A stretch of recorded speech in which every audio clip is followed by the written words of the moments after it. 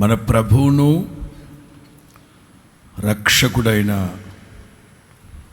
యేసుక్రీస్తు అత్యున్నతమైన మహోన్నతమైన ఘనమైన పుణ్యనామంలో పునరుద్ధానపు ఆరాధనలో పాలు పొందిన దేవుని ప్రియులందరికీ నా హృదయపూర్వకమైన వందనాలు. అందరికి వందనాలు. దేవునికి స్తోత్రాలు. మొదటి ఆరాధనలో ఎక్కువసేపు ఉపోద్ఘాతాన్ని చెప్పాను. మత్తయి సువార్త 5వ అధ్యాయం 14వ వాక్యం. Matthew chapter 5:14. మీరు లోకమునకు వెలుగై ఉన్నారు. యేసుక్రీస్తు మొట్టమొదటి కొండ మీది ప్రసంగం, ఇంకా చెప్పాలంటే ధన్యతలు కొండ మీద ధన్యతల గురించి మాట్లాడుతూ ఆ వర్తమానం కొనసాగింపులో ఆయనను వెంబడిస్తూ ఉన్న ప్రజల్ని మీరు లోకానికి వెలుగై ఉన్నారు, మరో చోట మీరు లోకానికి ఉప్పై ఉన్నారు, మీరు దీపస్తంభం మీద పెట్టబడిన దీపాల వల్ల వెలుగుతూ ఉండాలి. ప్రభు ఓ మాట అన్నారు అంటే ఇక దాన్ని ఎవ్వరూ మార్చడానికి సాహసించకూడదు. ఎవరు కాదనలేని నగ్న సత్యం. యేసు ప్రభు మాటలన్నీ నగ్న సత్యం, ఇర్రెఫ్యూటబుల్ ఫ్యాక్ట్స్. యేసు ప్రభు మీరు లోకానికి ఉప్పై ఉన్నారు అంటే ఉప్పే. మరి అంత చీపుగా ఉప్పుతో పోల్చారండి ప్రభువా. నేను పంచదార ఉంటానన్నారా? పోతారు షుగర్ వచ్చి. పంచదార అయితే షుగర్ వచ్చుద్దేమో, ఉప్పు కాదు. కానీ నేను పప్పై ఉంటానన్నారు అనుకోండి, కొంప కంపడిపోతాయి. అందుకని ప్రభు ఓ మాట చెప్తే శాసనం, దీపస్తంభం మీదే ఉండాలి. బాబోయ్ గాలి కొడితే నేను ఆరిపోతానేమో, ఈ మాటలన్నీ వద్దు. అందుకని మంచం కింద ఉంటానంటే మంచం తగలడిపోతుంది, నవారు కాలిపోతుంది. అందుకని మీరు లోకానికి వెలుగై ఉన్నారు అంటే వెలుగై ఉండాలి. మీరు వెళ్ళి ఫలించాలి అంటే ఫలించాలి. అంతేగాని మన స్వప్రయోజనాల కోసం వాక్యాన్ని మలుచుకోకూడదు, తిప్పకూడదు పొరపాటున. ప్రభు వెలుగును గురించి మాట్లాడుతూ మీరు లోకానికి వెలుగై ఉన్నారు అని చెప్తూ, వెలుగుని ఎవరు దాచలేరు. మీకు బాగా తెలిసిన, మరి అది సినిమా డైలాగో లేకపోతే కవిత్వాలో నాకైతే తెలియదు, కానీ ఉదయించే సూర్యుని ఎవరు అరిచేయి పెట్టి అబాబాబాబా ఈ దరిద్రాలే వద్దనేది. ఇవి మాత్రం బుర్ర నిండా ఉంటాయి.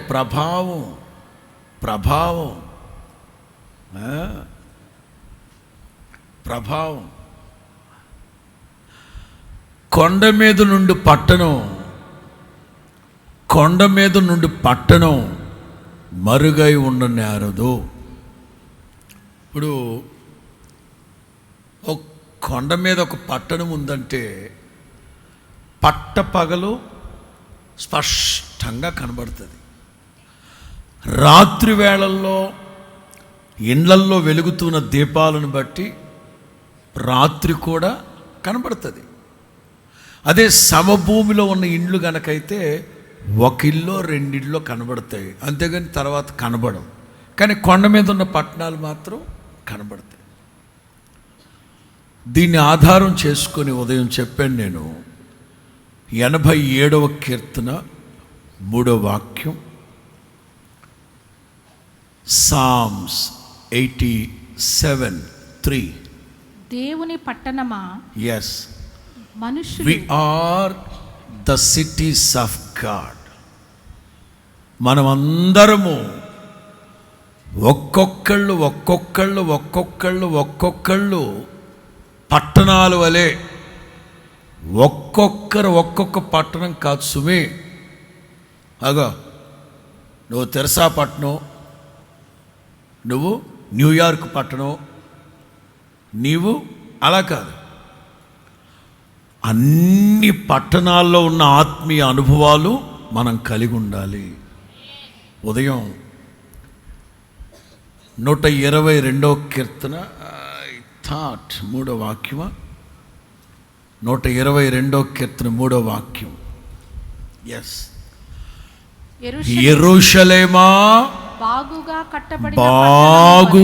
కట్టబడిన పట్టణము వలె నీవు కట్టబడి ఉన్నావు. ఉదయం యెరూషలేము పట్టణము, దాని అనుభవాలు చెప్తూ, నీవు ఒక యెరూషలేమువి, నీవు ఒక యెరూషలేము పట్టణానివి, నీవు ఒక యెరూషలేము పట్టణానివి, నేను ఒక యెరూషలేము పట్టణము అని చెప్తూ వచ్చాను. యెరూషలేములో ఏముండాలి, ఏమున్నాయి బ్రీఫ్గా చెప్పాను. అలాగే మనందరమీ ఒక్కొక్క దేవుని పట్టణం. తెలుగు బైబిల్లో 87వ కీర్తన 3వ వాక్యం, దేవుని పట్టణమా, మనుషులు నిన్ను గూర్చి మిక్కిలి గొప్ప సంగతులు చెప్పుకో. బట్ ఇన్ ఇంగ్లీష్ చదవండి. దొరసాన్లు, దొరబాబులు ఎవరైనా ఉంటే చదవండి. In English, glorious things are spoken of thee O city of God. మహిమ కలిగిన సంగతులు నిన్ను గూర్చి చెప్పుకుంటారు గొప్ప పట్టణమా. సాదా సేదా సంభవాలు, సాదా సేదా విషయాలు కాదట, మహిమ కలిగిన గొప్ప సంగతులు మనల గురించి చెప్పాలి. అయితే వర్తమానం టైటిల్ ఏమిటంటే పట్టణము. మెట్టుకు సంఘమంతా కలిస్తే నూతన యెరూషలేము పట్టణం. ఎస్, క్రీస్తు శకం 70లో యెరూషలేము అంతా కాల్చబడిపోయింది.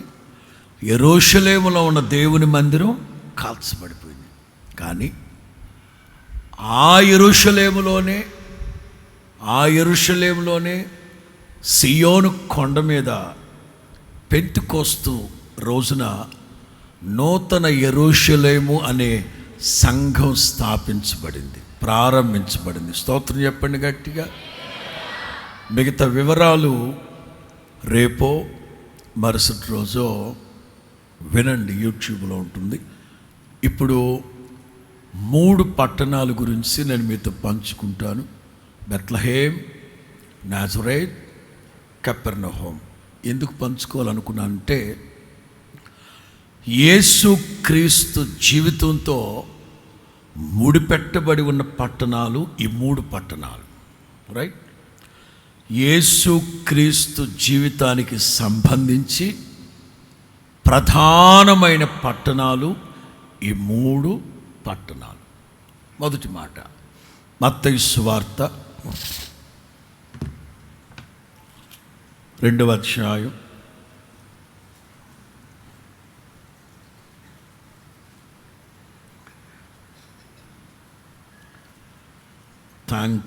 'జీసస్'.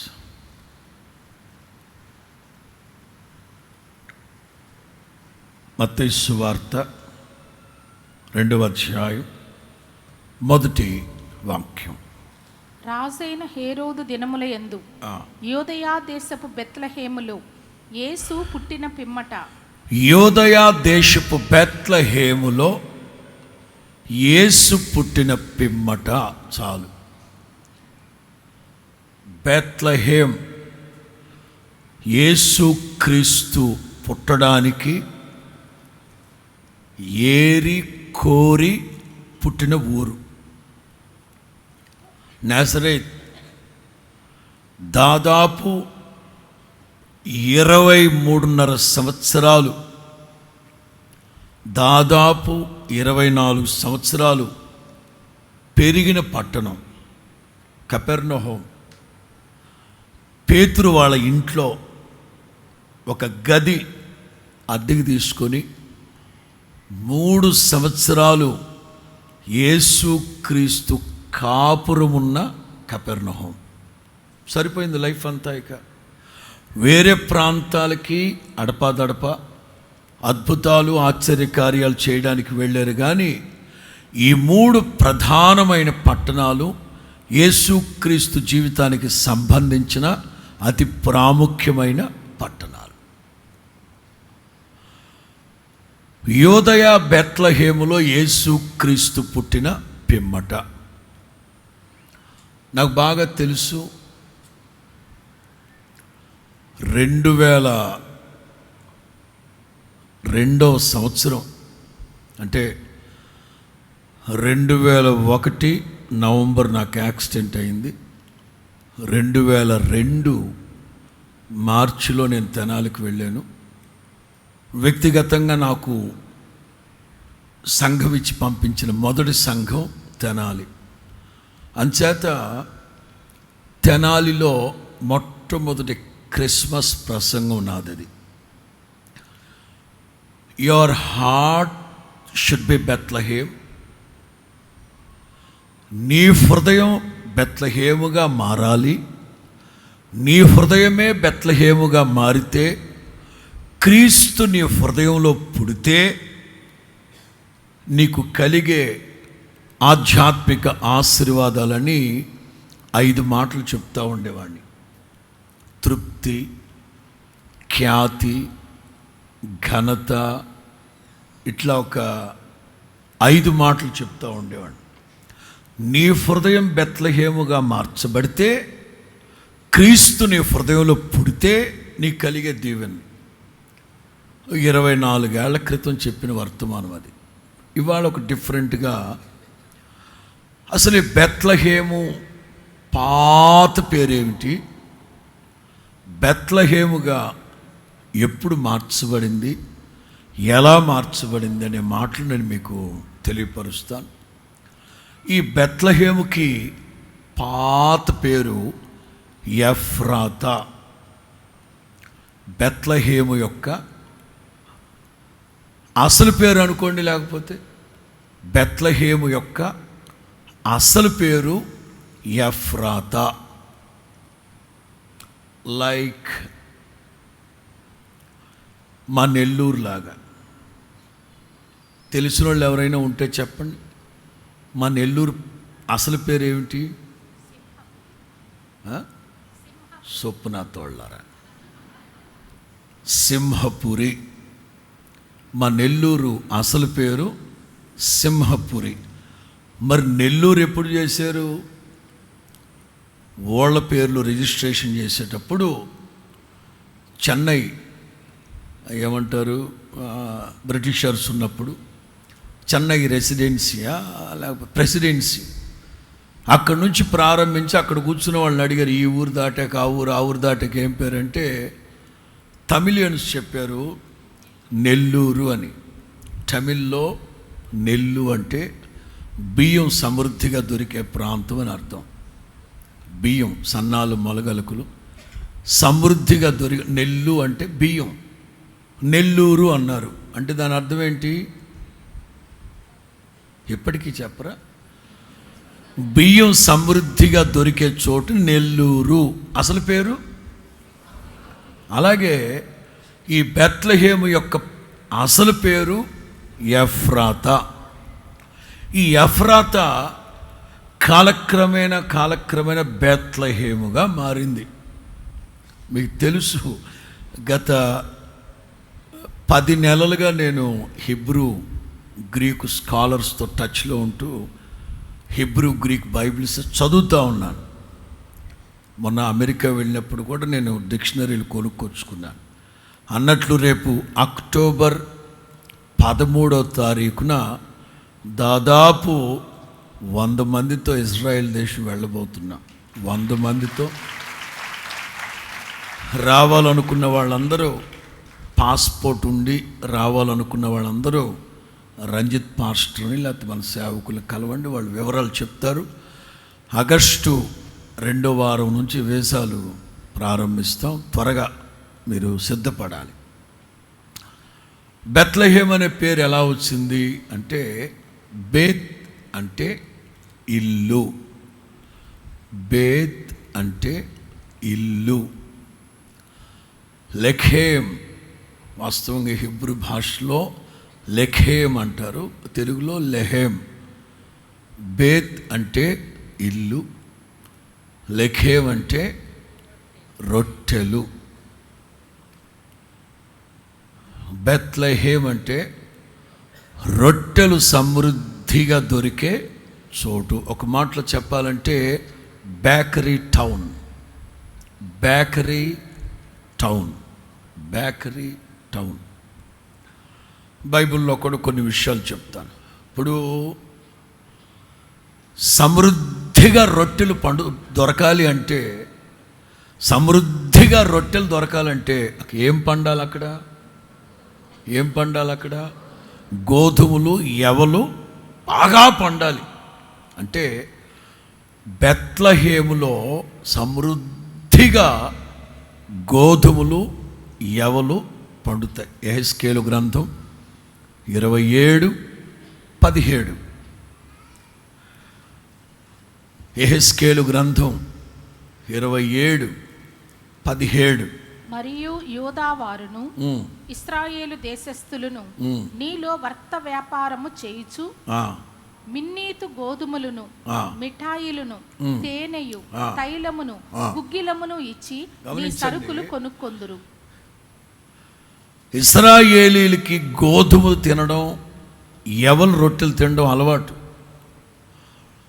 వీళ్ళు ఏ ఏ దేశాలకైతే చెరగని పోబడుతున్నారో మొట్టమొదట వాళ్ళకి అవసరమైంది ఏమిటంటే గోధుమలు. సమృద్ధిగా గోధుమలు కావాలి. ఎందుకంటే బెత్లెహేములో సమృద్ధిగా తిని తిని తిని తిని తిని అలవాటు అయిపోయారు. ఇప్పుడు నేను దూరాన సుదూర ప్రాంతాల్లో ఉన్న ఆత్మీయులైన వీక్షకులను అడుగుతున్నాను, మీరు సుదూర ప్రాంతాల్లో ఉన్నారు కదా, సమృద్ధిగా దేవుని వాక్యం మీకు అక్కడ దొరుకుతూ ఉందా? తింటున్నారా? లేకపోతే గడ్డి తింటున్నారా? అసలు తినడమే మానేశారా? తినడమే మానేశారు. తినట్లా. ఒక్క ఎన్నింటికి వచ్చా? తెల్లవారు ఇంట్లో ఎన్నింటికి బయలుదేరా? 4 గంటలకు లేచి స్నానం, 4:30కు బయలుదేరి 5ంటికి వచ్చాం. కూర్చొనే ఉన్నాం. 9:30, 9:30 వరకు కూర్చుంటాం. ఎన్ని గంటలు కూర్చున్నట్టు? దాదాపు ఒక 5 గంటలు. దేవుని వాక్యం మీద మక్కువ. అదే ఇప్పుడు విదేశాలకు వెళ్ళిన వాళ్ళు ఏం చేస్తున్నారు తెలుసా? అయ్యగారు ఒక 20 నిమిషాలు సరిపోద్దా? పోనీ ఒక అరగంట, ఓకే సరే, ఏదో ఒకటి చెప్పి ముగించాం కదా. ఇక భోజనాలు కూర్చుంటారండి, సిగ్గు ఎగ్గు ఉండదు. నికరంగా ఒక 2 గంటలు యవారాలు యవారాలు యవారాలు యవారాలు యవారాలు, తిండి యవారం, తిండి యవారం. 2 గంటలు సిగ్గు శరం ఉండాలి. ఆ హాలుడు ఏసీ ఆపేస్తున్నాడు, లైట్లు ఆపేస్తున్నాడు, సిగ్గుండక్కర్లే. ప్రార్థనకు కూర్చొని హల్లెలూయా చెప్పండి సార్ అందరూ. ఇదే అత్యుత్సాహం. వాళ్ళ సంగతి చెప్తున్నా, చెప్పరు. గట్టిగా చెప్పాలి, దేవునికి స్తోత్రం చెప్పండి గట్టిగా. ఇది మరీ అత్యుత్సాహం. వాళ్ళ కోసం చెప్తున్నా, చెప్పరు. హల్లెలూయా చెప్పంటే చెప్పి సావరు, స్తోత్రం చెప్పంటే చెప్పి సావరు. తిండికి కూర్చున్నారా? 2-3 గంటలు దరిద్ర బతుకులే. కాకపోతే తప్పదు, అక్కడుంటే మనకు బెటర్ అని చెప్పి తిట్లా. మరలా ఏడాది తర్వాత నేను అమెరికాకి వెళ్ళేది. ఈలోపు వాళ్ళు మర్చిపోతారు, నేను మర్చిపోతాను. అర్థమైందా? దేవుని ప్రజలు వేరే దేశాల్లో ఉన్నా సరే దేవుడు వాళ్ళ గురించి ఎంత కన్సర్న్. వాళ్ళ గోధుమలు కావాలి. ఒక్క మాటలో చెప్పాలంటే ఎఫ్రాతా అంటే మైకా చాప్టర్ 5:2. మీకా గ్రంథం 5వ అధ్యాయం 2వ వాక్యం. బెత్లెహేము ఎఫ్రాతా. మీకా 5:2. బెత్లెహేము ఎఫ్రాతా యూదా వారి కుటుంబములలో నీవు బెత్లెహేము ఎఫ్రాతా యూదా వారి కుటుంబములలో నీవు స్వల్ప గ్రామమైనను. దీని అర్థం ఏంటంటే ఓ స్మాల్ టౌన్. ఈ బెత్లెహేము యొక్క అసలు ఈ పాయింట్ ఏంటంటే ఎన్నిక లేని, అర్హత లేని సాధారణమైన జీవితాల్ని దేవుడు బెత్లెహేముగా మారుస్తున్నాడు. మార్చబడిన బెత్లెహేము ఇప్పుడు ఎలా ఉంది? ఇందాక యెరూషలేము గురించి చెప్పేటప్పుడు చెప్పాను. యెరూషలేము పునాది ఎలా వేశారు, ఒకప్పుడు ఎవరు పరిపాలించారు, ఎలా పరిపాలించారు, మందిరాలు ఎలా కట్టబడ్డాయి, ప్రపంచమంతట్లో నీతిమంతులు, పరిశుద్ధులు, దైవ ఆరాధన చేసే ప్రజలు యెరూషలేములో ఉన్నందువలన అక్కడెక్కడో 1000 కిలోమీటర్ల దూరంలో ఉన్న అబ్రహాముని పేరు పెట్టి పిలిచి ఎక్కడికి వెళ్ళాలో చెప్పకుండా తీసుకొచ్చి పరిశుద్ధ భూమిలో నిలిపాడు దేవుడు అబ్రహాముని. ఆ తర్వాత రోజుల్లో యెరూషలేము ఎలా తగలబడిపోయింది, కాల్చబడిపోయింది. ఇప్పుడు యెరూషలేము పరిస్థితి ఏమిటని చెప్పాను. సెకండ్ పాయింట్లో చెప్తున్నాను. సాధారణమైన ఎఫ్రాతావి నీవు, ఎన్నిక లేని వాడవు, అర్హత లేని వాడవు, ఏ యోగ్యత లేని వాడవు. నిన్ను నా ప్రభువు బెత్లెహేముగా మార్చి కీర్తి, ఖ్యాతి, ప్రఖ్యాతులను ప్రసాదిస్తే నౌ 26 జూలై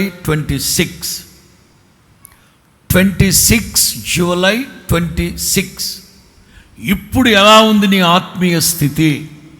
నిన్ను చూసి ఓ బెత్లెహేం పట్టణమా, నిన్ను గురించి ప్రజలు మహిమ కలిగిన సంగతులు చెప్తున్నారా, లేకపోతే దరిద్రమైన మాటలు చెప్పుకుంటున్నారా?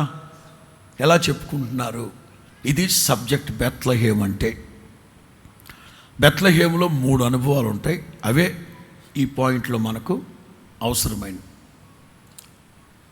అంటే సాధారణమైన జీవితాల్ని దేవుడు ఎంత ఉన్నతంగా, ఇశ్రాయేలు వంశములో నువ్వు అల్పమైన వాడవైనా సరే నా ప్రభు నిన్ను ప్రేమించి, ఒక మాటలో చెప్పాలంటే రక్షకుడు నీ గుండెల్లో పుట్టాడు, రక్షకుడు మన హృదయంలో ఉదయించాడు. హల్లెలూయా. క్రిస్మస్ పాట పాడదామా?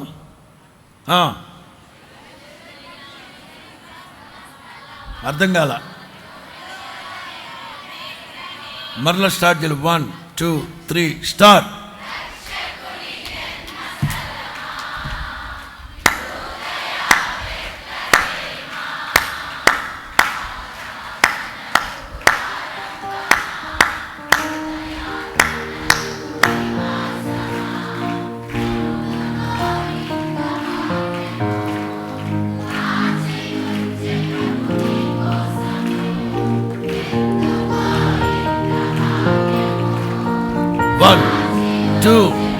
One, two, three, four.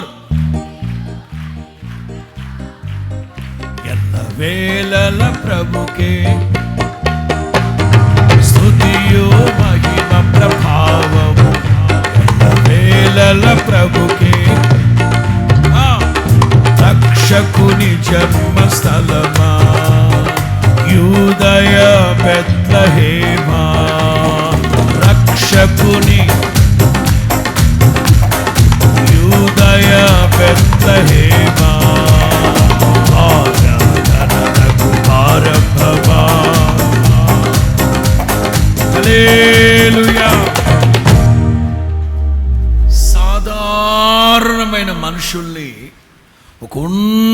స్థానాన్ని ప్రభు కల్పించారు. బాగానే ఉంది. ఇప్పుడు ఎలా ఉంది నీ స్థితి?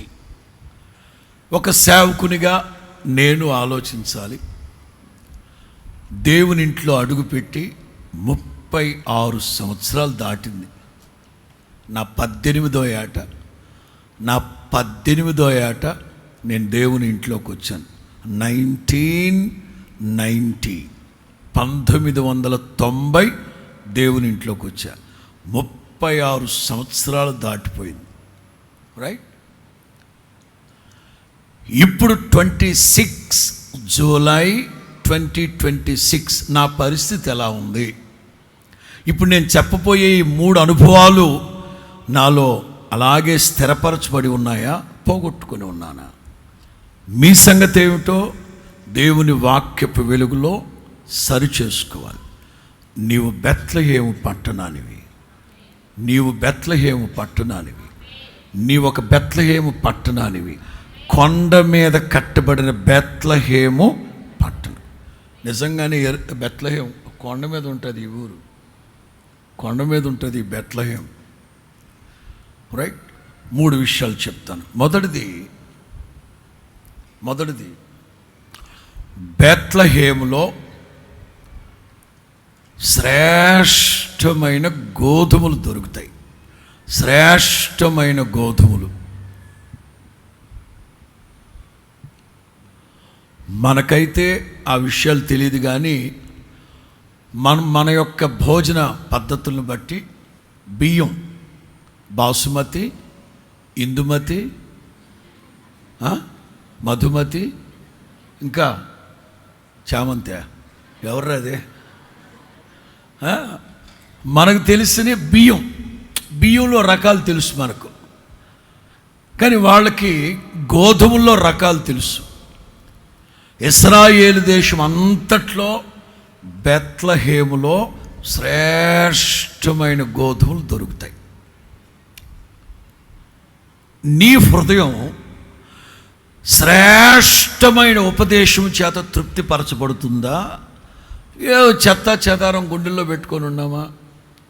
చదవండి 81వ కీర్తన 16. అతి శ్రేష్టమైన ఓరే బాబోయ్, శ్రేష్టం కూడా కాదు ఇది. 81వ కీర్తన 16. అతి శ్రేష్టమైన గోధుమలను అనుగ్రహించి నేను వారిని పోషించుదును. అబ్బాబ్బాబ్బా. 147వ కీర్తన 14. నీ సరిహద్దులలో సమాధానము కలుగ చేయవాడు ఆయనే. 147:14. మంచి గోధుమలతో నిన్ను తృప్తిపరచువాడు. మంచి గోధుమలతో నేను నిన్ను తృప్తిపరుస్తాను. ఇప్పుడు చెప్పండి, మొట్టమొదటిది బెత్లెహేము యొక్క ప్రత్యేకతలు ఏమిటంటే, బెత్లెహేములో అతి శ్రేష్టమైన గోధుమలు, మంచి గోధుమలు పండుతాయి. ఇప్పుడు చెప్పండి, మన యేసు ప్రభు ఎవరు? 10,000లోన గుర్తించదగిన అతి శ్రేష్ఠుడు, పరిశుద్ధుడు ఆ యేసు క్రీస్తు. చెప్పండి, ప్రభు చెప్పారు. మీరు రాసుకోవడానికి కాదు, కానీ విని ఆత్మ ఆనందాన్ని పొందుకోవడానికి చెప్తున్నాను ఈ మాటలు. ప్రభు చెప్పారు, పరలోకం నుండి దిగి వచ్చిన జీవాహారాన్ని. అందుకే జీవాహారమై ఉన్న యేసు క్రీస్తు యెరూషలేములో పుట్టలేదు. ఆహారానికి ఏది ప్రసిద్ధి? అందుకే అక్కడ పుట్టాడు. అతి శ్రేష్టమైన జీవాహారాన్ని నేనే. అందుకే అతి శ్రేష్ఠుడు, అతి పరిశుద్ధుడైన యేసు క్రీస్తు బెత్లెహేములో పుట్టారు. ఇప్పుడు కొన్ని విషయాలు మీకు చెప్పాలి. దేవుని బిడలో జీవవాక్యము చేత శ్రేష్టమైన సర్వసత్యం అనబడే సత్యవాక్యము చేత పోషింపబడాలి. ఇవాళ క్రైస్తవ సమాజం ఎలా తయారైందంటే, శ్రేష్టమైన, స్వచ్ఛమైన, గాఢమైన ఆత్మీయతను కలుగు చేసే ఈ జీవవాక్యాన్ని ప్రక్కన పెట్టి ఏది పడితే అది సత్యవాక్యాన్ని కలిపి చెరుపుతున్న ఆ మాటల వైపు, కల్పన కథల వైపు, స్వకీయ దురాశలు నెరవేర్చుకునే ఆయా సంఘాల వైపు ప్రజలు మొగ్గు చూపుతున్న పరిస్థితులు మనమైతే, నీవు బెత్లెహేమైతే నీ హృదయంలో జీవవాక్యమై ఉన్న యేసుక్రీస్తు సమృద్ధిగా ఉండాలి. అందుకే పౌలు దాదాపు అన్ని పత్రికల్లో ఉత్తరాలు రాస్తూ, ఎస్పెషల్లీ ఐ థాట్ కొలొస్సి అనుకుంటాను, కొలొస్సి పత్రిక 3:16 చివరిలో, కొలొస్సి పత్రిక 3:16, సమస్త విధములైన జ్ఞానముతో క్రీస్తుని గూర్చిన వాక్యం మీ హృదయంలో సమృద్ధిగా నివసింపనీయుడి. ప్రతి ఒక్కళ్ళ హృదయాల్లో సమృద్ధిగా, మరలా చెప్తున్నాను, బెత్లెహేములో సమృద్ధిగా అతి శ్రేష్టమైన గోధుమలు దొరుకుతాయి. మీ గుండెల్లో, ఒక్కొక్కళ్ళ హృదయాలలో, ఒక్కొక్కరి ఇండ్లలో శ్రేష్టమైన దేవుని వాక్యం ఉండాలి. చెప్పండి, శ్రేష్టమైన దేవుని వాక్యం ఉండాలి. శ్రేష్టమైన దేవుని వాక్యం ఉండాలి. ఉందా? ఇంట్లో దేవుని వాక్యం ఉందా? హృదయంలో దేవుని వాక్యం ఉందా? ప్రత్యేకించి యవనస్తులారా, మీరు బలవంతులు. ఎందుకు? జాగింగు, వాకింగు, జంపింగు, స్విమ్మింగు ఇవి చేసినందువల్ల కాదు. దేవుని వాక్యం మీ అందు నిలిచి ఉన్నది గనక మీరు దుష్టుణ్ణి. ఎందుకు యవనస్తులు లోకాన్ని, పాపాన్ని జయించలేకపోతున్నారంటే, గుండెల్లో దేవుని వాక్యం లేక, సమృద్ధిగా దేవుని వాక్యం లేక. ఇంట దేవుని వాక్యం ఉందా? ఇంట్లో దేవుని వాక్యం ఉందా? వాక్యానుసారమైన జీవితం ఉందా? చాలా జాగ్రత్తగా ఉండాలి. నీవు బెత్లెహేము పట్టణం అయితే నీ గుండెల్లో అతి శ్రేష్టమైన ఉపదేశంతో కూడిన దేవుని వాక్యం సమృద్ధిగా ఉండాలి. రెండు బెత్లెహేములో ఏమున్నాయంటే, ఇశ్రాయేలు దేశం అంతట్లోకి శ్రేష్టమైన గొర్రెలు బెత్లెహేములో దొరుకుతాయి. మన గుంటూరు అంతట్లో శ్రేష్టమైన గొర్రెలు ఎక్కడ దొరుకుతాయి? నల్లపాడు మండిలోపా. తెలీదా మీకు?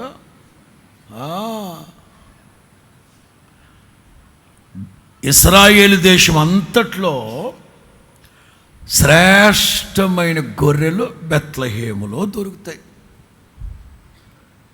మొదట ఏం దొరుకుతాయని చెప్పాను? అతి శ్రేష్టమైన గోధుమలు. రైట్? అంటే నీ గుండెల నిండా ఏముండాలి? దేవుని వాక్యం ఉండాలి. ఇంకా చెప్పనా? కొంచెం వ్యాఖ్యానం చెప్పడం మర్చిపోయా. ఎవరైనా బెత్లెహేముకు వెళ్ళి వస్తున్నట్లుగా తెలిస్తే అర్జెంటుగా వాళ్ళతో చెప్తారు, హలో 10 కేజీలు గోధుమ బటర్ బాగుంటాయి, అక్కడ మంచి శ్రేష్టమైన గోధుమలు దొరుకుతాయి. లేకపోతే బేకరీ టౌన్ అన్నాను కదా, అదోగో 4 కేజీలు బ్రెడ్ బటర్ అక్కడ నుంచి. మరి మీ గుంటూరులో ఏం ఫేమస్ నాకు తెలియదబ్బా. ఏం ఫేమస్ ఇక్కడ అమ్మా? చీపురు గట్ల, మిర్చి. ఓకే అట్లాగే గుంటూరు వెళ్ళే సొత్తా నేను. గుంట్రా అయితే ఓ పని చేయండి, ఓ 10 కేజీలు మిర్చి పట్టరా, బాగుంటుంది, ఘాటు ఎక్కువ, హాట్ ఎక్కువ. అలాగే దొరికితే పులగోంగూర అట్లా అంటారు. ఇంక మా ప్రాంతాలు అయితే కాకినాడ వెళ్ళారా, అదిగో వచ్చేటప్పుడు కేజీ కోటకేస పట్టరా. తాపేశ్వరం వెళ్ళారా, అయితే మడతకాస అట్రా. ఒంగోలు వెళ్ళారా, అయ్యంగారేనా, అల్లూరయ్య అట్లా ఎవరైనా బెత్లెహేం వెళుతుంటే అక్కడి నుంచి శ్రేష్టమైన గోధుమలు 4 కేజీలు పట్టరా, కర్నూలు వెళ్తున్నారా ఓ 10 కేజీలు సోనా మసూరి పట్టరా అంటారా? అట్లా నేను అనేది ఏంటంటే, నీ హృదయం బెత్లెహేం అయితే, నీవు బెత్లెహేం టౌన్ పట్టణం అయితే, నీలో శ్రేష్టమైన గోధుమలు ఉంటే నీవు పంచాలి. మీ ఇంటి ప్రక్కన పాడుదిబ్బు ఉంటుందా? మీ ఇంటి పక్కన పాడుదిబ్బు ఉందా? మీ ఇంటి ప్రక్కన వాళ్ళు అన్ని జనుల వాళ్ళకి పంచాలి, జీవవాక్యాన్ని పంచాలి, జీవాహారాన్ని పంచాలి వాళ్ళకి. నీలోనే కరువు అయిపోయింటే ఏం పంచుతావు?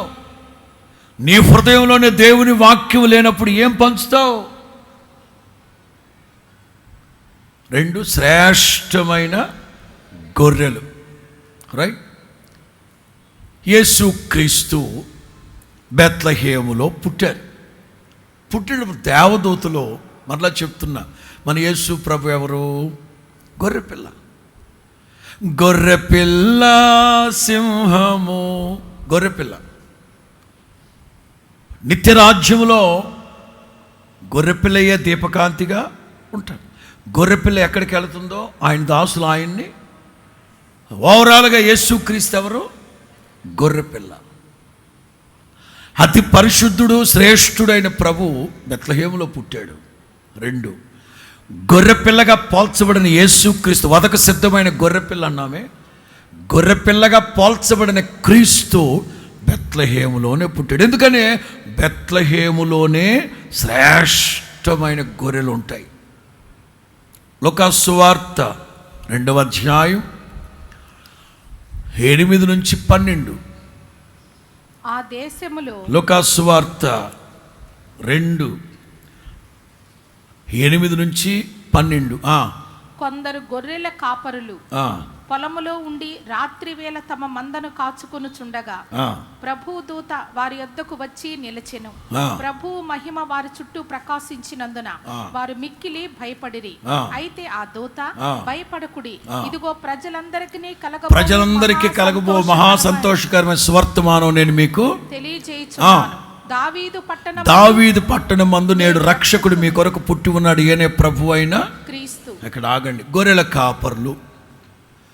చాలామంది చెప్పే మాట ఏమిటంటే, యేసుక్రీస్తు పేదల పాలిట పెన్నిది, సన్నిధి, ఇంకా బాబు అందుకే గొర్రెల కాపర్ల కోసమే, పేదవాళ్ళ కోసమే దిగొచ్చాడు ఆయన. పేదవాళ్ళ కోసం పార్టీ పెట్టడానికి ఇదేమన్నా రాజకీయ పార్టీ? యేసుక్రీస్తు అందరికీ మాట్లాడు, యేసుక్రీస్తు అందరికీ మాట్లాడు, యేసుక్రీస్తు అందరికీ, సర్వలోకానికి చక్రవర్తి, రాజు, ఆయన అందరికీ ప్రభు. ఆ క్షణాన గొర్రెల కాపరులకు ఎందుకు కనబడ్డాడంటే, క్రీస్తు గొర్రెపిల్ల గనక, గొర్రెపిల్ల పుట్టినప్పుడు గొర్రెల కాపరుల దగ్గరుంటే మంచిది గనక, సిమిలర్గా మనకు చెప్పడానికి. అంతేగాని పేదవాళ్ళ కోసం పుట్టిన పార్టీ ఇది. ప్రిలారా కాదు, సోదరి మల్లారా, ఓటర్ మహాశైలారా, మన పార్టీ ఎజెండా జెండా పేదల కోసం పుట్టిన, పేదల నోట్లో మట్టి కొట్టి వీళ్ళ దుంపదెగ, వీళ్ళ కొంపలు కొల్లేరైపోవడం. ఢిల్లీ మొదలుకొని గల్లీ వరకు పెత్తోడు వాగే వాగుడే ఇది. ఒక్కడు నీతి నిజాయితీ లేనోడు, కొంపలు తగలబెట్టేవాళ్ళు, పేదవాళ్ళ రక్తాన్ని జలగల్లాగా పీల్చేసే ఎవడు దొంగలు ఉందా అనుకో, నాకేంటి, మేబీ పెత్తోడు పేదల ప్రాలిట, ఇది పేద, మనకేమో రావాయే బడుగు బుడుగు బుడగ ప్రజల కోసం వచ్చిన పుట్టిన ఆ పేదల రక్తం నుంచి పుట్టిన తాగుని జలగమోహమాడ. ఎన్ని దరిద్ర మాటలు, వేసి డైలాగులు. యేసుక్రీస్తు పేదల కోసం పుట్టినవాడు కాదు, ఆయన అందరికీ ప్రభు.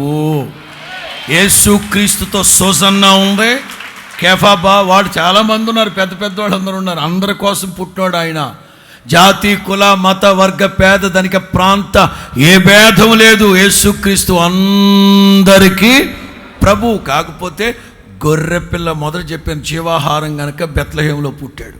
2 గొర్రెపిల్ల గనక, గొర్రెపిల్ల పుట్టినప్పుడు కాపరుల దగ్గర ఉండాలి గనక గొర్రెల కాపరులకే ఈ సమాచారం వెళ్ళింది. ఇక్కడ గమనించండి, శ్రేష్టమైన గొర్రె పిల్ల.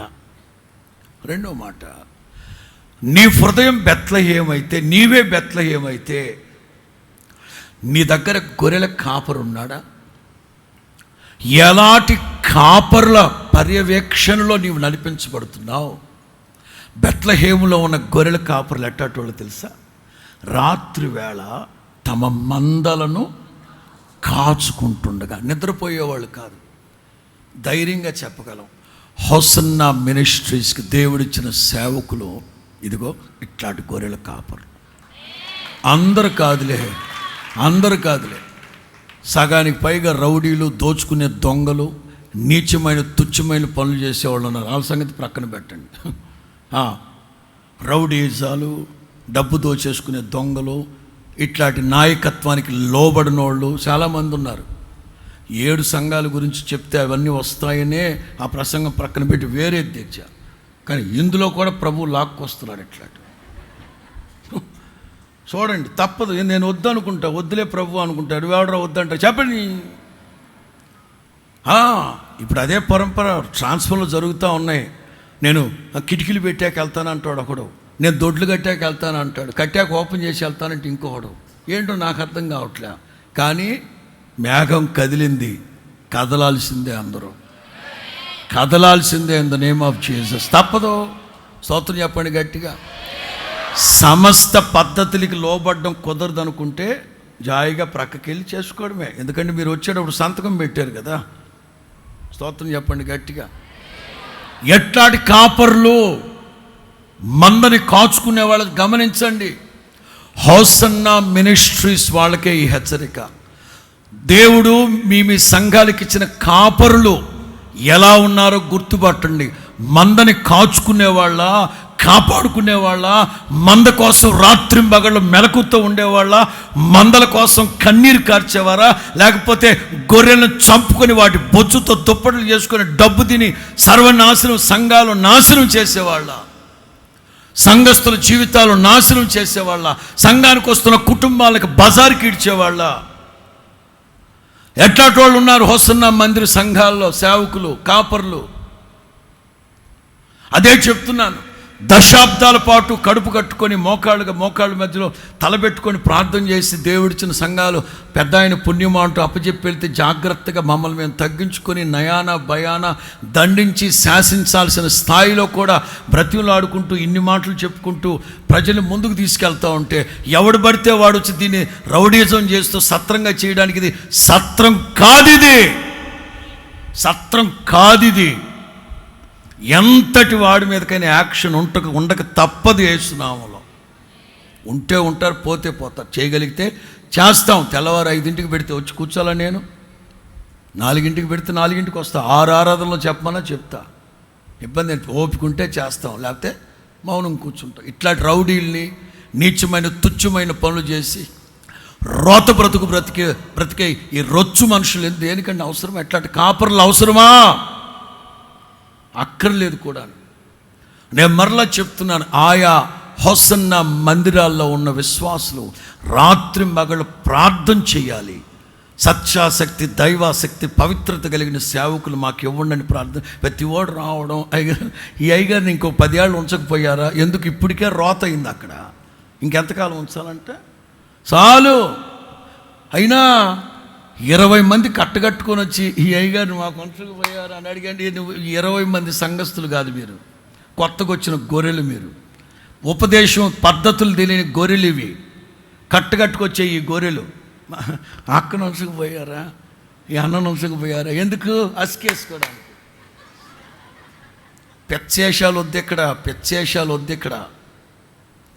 బెత్లెహేములో ఎట్లాంటి కాపర్లు? చురుకైన కాపర్లు. దేవదూత సమాచారం చెప్పక మునిపే మధ్యరాత్రి అక్కడే వెళ్తాం, తెల్లారేక డజన్ ఇడ్లీలు తిని వెళ్తాంలే అన్నారా? చుంచెలుకుల్లాగా ప్రవర్తించమాకండి. రాత్రికి రాత్రే ప్రభు దగ్గరికి వెళ్ళిపోయారు. ఒక సేవకుడు ఎలా ఉండాలి? సేవకులు సదస్సులో చెప్పాను, ఇక్కడ నిలబడికని చెప్పాను నేను సేవకులకి.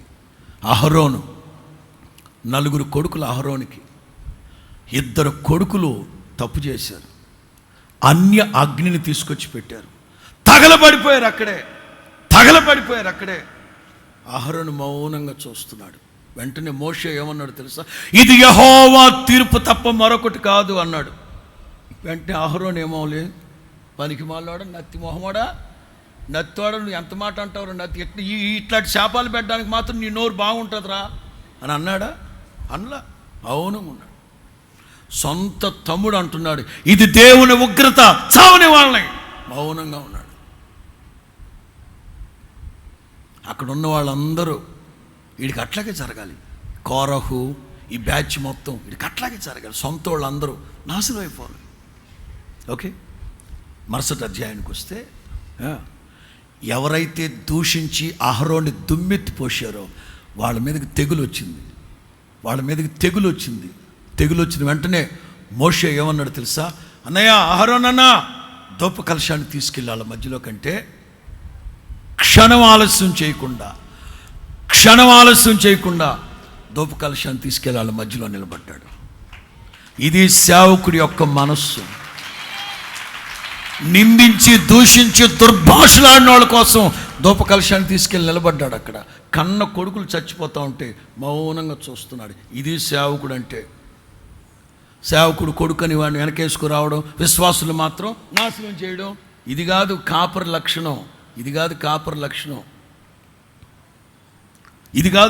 లక్షణం. బెత్లెహేములో ఉన్న కాపరులు తమ గొర్రెల్ని కాచుకుంటున్నారు, మందని కాచుకుంటున్నారు. శ్రేష్టమైన గొర్రెలు 3. బెత్లెహేములో ఉన్న 3వ శ్రేష్టమైన అనుభవం. దావీదు ఆ బెత్లెహేములో పుట్టాడు. అంటే దావీదు ఎవరు? రాజు, మహారాజు, మంచి సంగీత విద్వాంసుడు, స్తుతి ఆరాధికుడు, ఇశ్రాయేలీలకి రాజు. చెప్పండి, మన యేసు ప్రభు ఎవరు? రాజాదిరాజ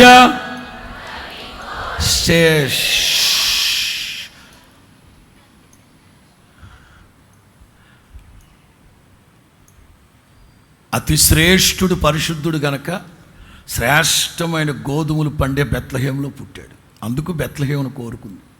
2, యేసుక్రీస్తు గొర్రెపిల్ల గనక శ్రేష్టమైన గొర్రెలు బెత్లెహేములోనే దొరుకుతాయి గనక బెత్లెహేములో పుట్టాడు. 3, యేసుక్రీస్తు రాజాధిరాజు, ఇశ్రాయేలీలకి వచ్చిన ఏకైక యోధా గోత్రపు రాజు దావీదు బెత్లెహేములో పుట్టాడు కనుక ప్రభువు కూడా అక్కడే.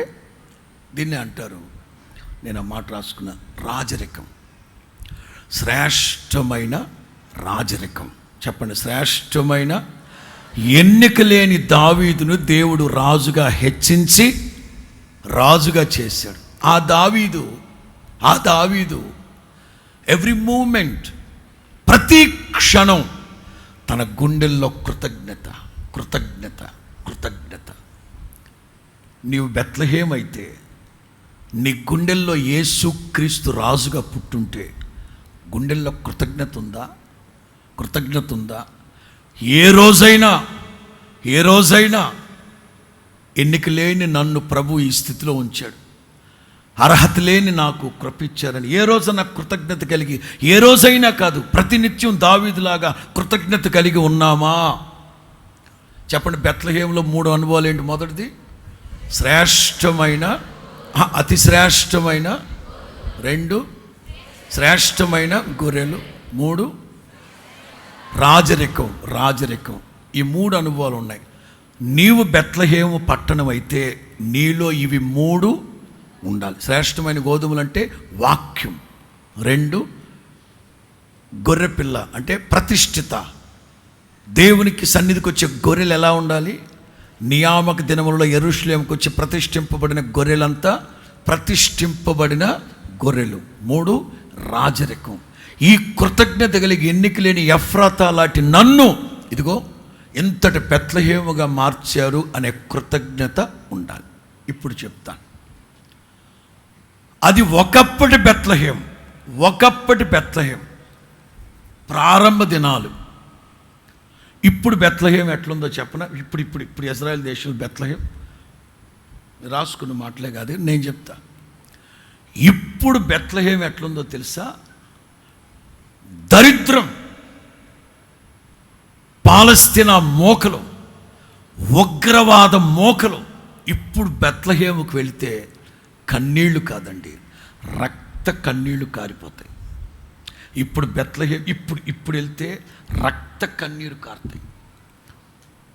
పాలస్తీనా వాళ్ళు, హమాస్ మనుషులు, ఉగ్రవాదులు. అయ్యో, హమాస్ వాళ్ళ గురించి చెప్పాలనా? గర్భిణీ స్త్రీ కడుపు కోసేసి బిడ్డను బయటికి తీసుకొని ఆ బిడ్డతో వాలీబాల్ ఆడుతున్నారు. అంతటి దుర్మార్గులు. ఇప్పుడు బెత్లెహేం.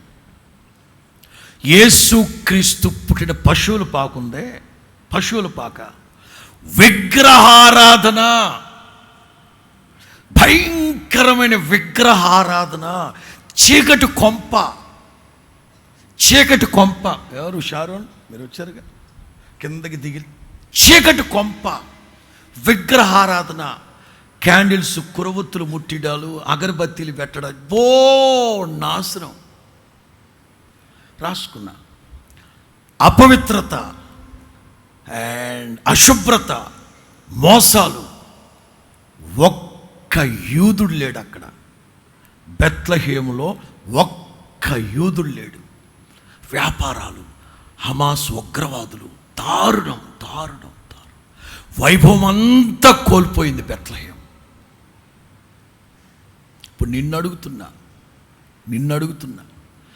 గత 10-15 ఏళ్ల క్రితం నీ గుండెల్లో వాక్యం ఉన్నది, అతి శ్రేష్టమైన వాక్యం.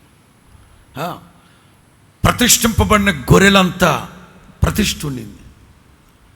రాజరికపు డిగ్నిఫైడ్ స్పిరిచువల్ లైఫ్ ఉన్నింది. ఇప్పుడు ఎట్లా ఉన్నాయి? జగడాలు, కొట్లాట్లు, వ్యాపారాలు, అపవిత్రత, అశుభ్రత. ఇవా ఒక మాటలో చెప్పాలంటే బెత్లెహేం ఉన్నతమైన అనుభవాలన్నీ పోగొట్టుకుంది. రాజరికపు జీవితాన్ని పోగొట్టుకుని ఇప్పుడు ఎవరున్నారు? టెర్రరిస్టులు. రాజులు ఎవరు లేరు ఇప్పుడు అక్కడ, టెర్రరిస్టులు. గోధుమ చేలు లేవు, గొర్రెలు లేవు, ఎవరు లేరు, రాజులు అంతకంటే లేరు. ఇప్పుడు నీ పరిస్థితి ఎట్లా ఉంది? రాజరికం ఉందా నీ గుండెల్లో? యేసు క్రీస్తుని రాజుగా ప్రతిష్ఠించావా గుండెల్లో? సమృద్ధిగా దేవుని వాక్యం గుండెల్లో నివసిస్తుందా? ఆ మహిమ కలిగిన అనుభవాలు పోగొట్టుకున్నావా? కృతజ్ఞత ఉందా? ఎఫ్రాతా లాంటి జీవితాన్ని, ఎన్నికలేని జీవితాన్ని ప్రభు బెత్లెహేముగా మార్చాడని కృతజ్ఞత కలిగి ఉన్నావా? చెక్. Next Nazareth. బ్యాక్గ్రౌండ్ కూడా మార్చు బాబు. నాజరేత్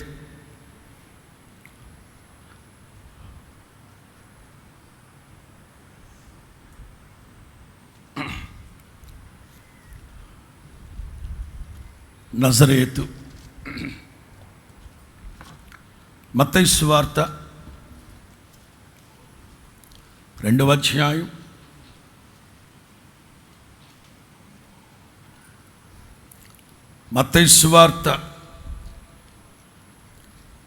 అధ్యాయం 22 లేకపోతే 21-23 వరకు. శిశువు ప్రాణము తీయజూచుచుండిన వారు. మత్తయి సువార్త 2:21-23 వరకు. శిశువు ప్రాణం తీయజూచుండిన వారు చనిపోయారని చెప్పెను. అప్పుడు అతడు లేచి శిశువును తల్లిని తోడుకొని ఇశ్రాయేలు దేశమునకు వచ్చెను. అయితే అర్కెలాయి తన తండ్రైన హేరోదునకు ప్రతిగా యూదయ దేశం ఏలుచున్నాడని విని అక్కడికి వెరచి స్వప్నమందు దేవుని చేత బోధింపబడిన వాడై గలిలయ ప్రాంతములకు వెళ్ళి నజరేతు అనే ఊరికి వచ్చి అక్కడ కాపురం ఉండెను. నజరేతు అనే ఊరు, సిటీ పట్టణము. నజరేతు పట్టణానికి వచ్చి అక్కడ కాపురం ఉండెను. ఆయన నజరేయుడు అనబడినని ప్రవక్తలు చెప్పిన మాట నెరవేరినట్లు ఇలాగున ఈ 3 బెత్లెహేము యేసు క్రీస్తు పుట్టడానికి ఏరి కోరి పుట్టాడు. 2 పెరిగిన ప్రాంతం చాలా జాగ్రత్తగా వినాలి. యేసు క్రీస్తు పుట్టిన వెంటనే ఒక 2-3 నెలలు తిరక్క మునిపే, 2-3 నెలలు తిరక్క మునిపే స్వప్నమందు దేవదూత ప్రత్యక్షమై యోసేపుతో చెప్పారు, శిశువుని తల్లిని వెంట పెట్టుకుని ఐగుప్తుకి వెళ్ళిపోండి. దైవ ప్రణాళిక ప్రవచనాల ప్రకారమే జరుగుతుంది. ఎందుకు ఐగుప్తుకి వెళ్ళమన్నారు? యెషయా గ్రంథం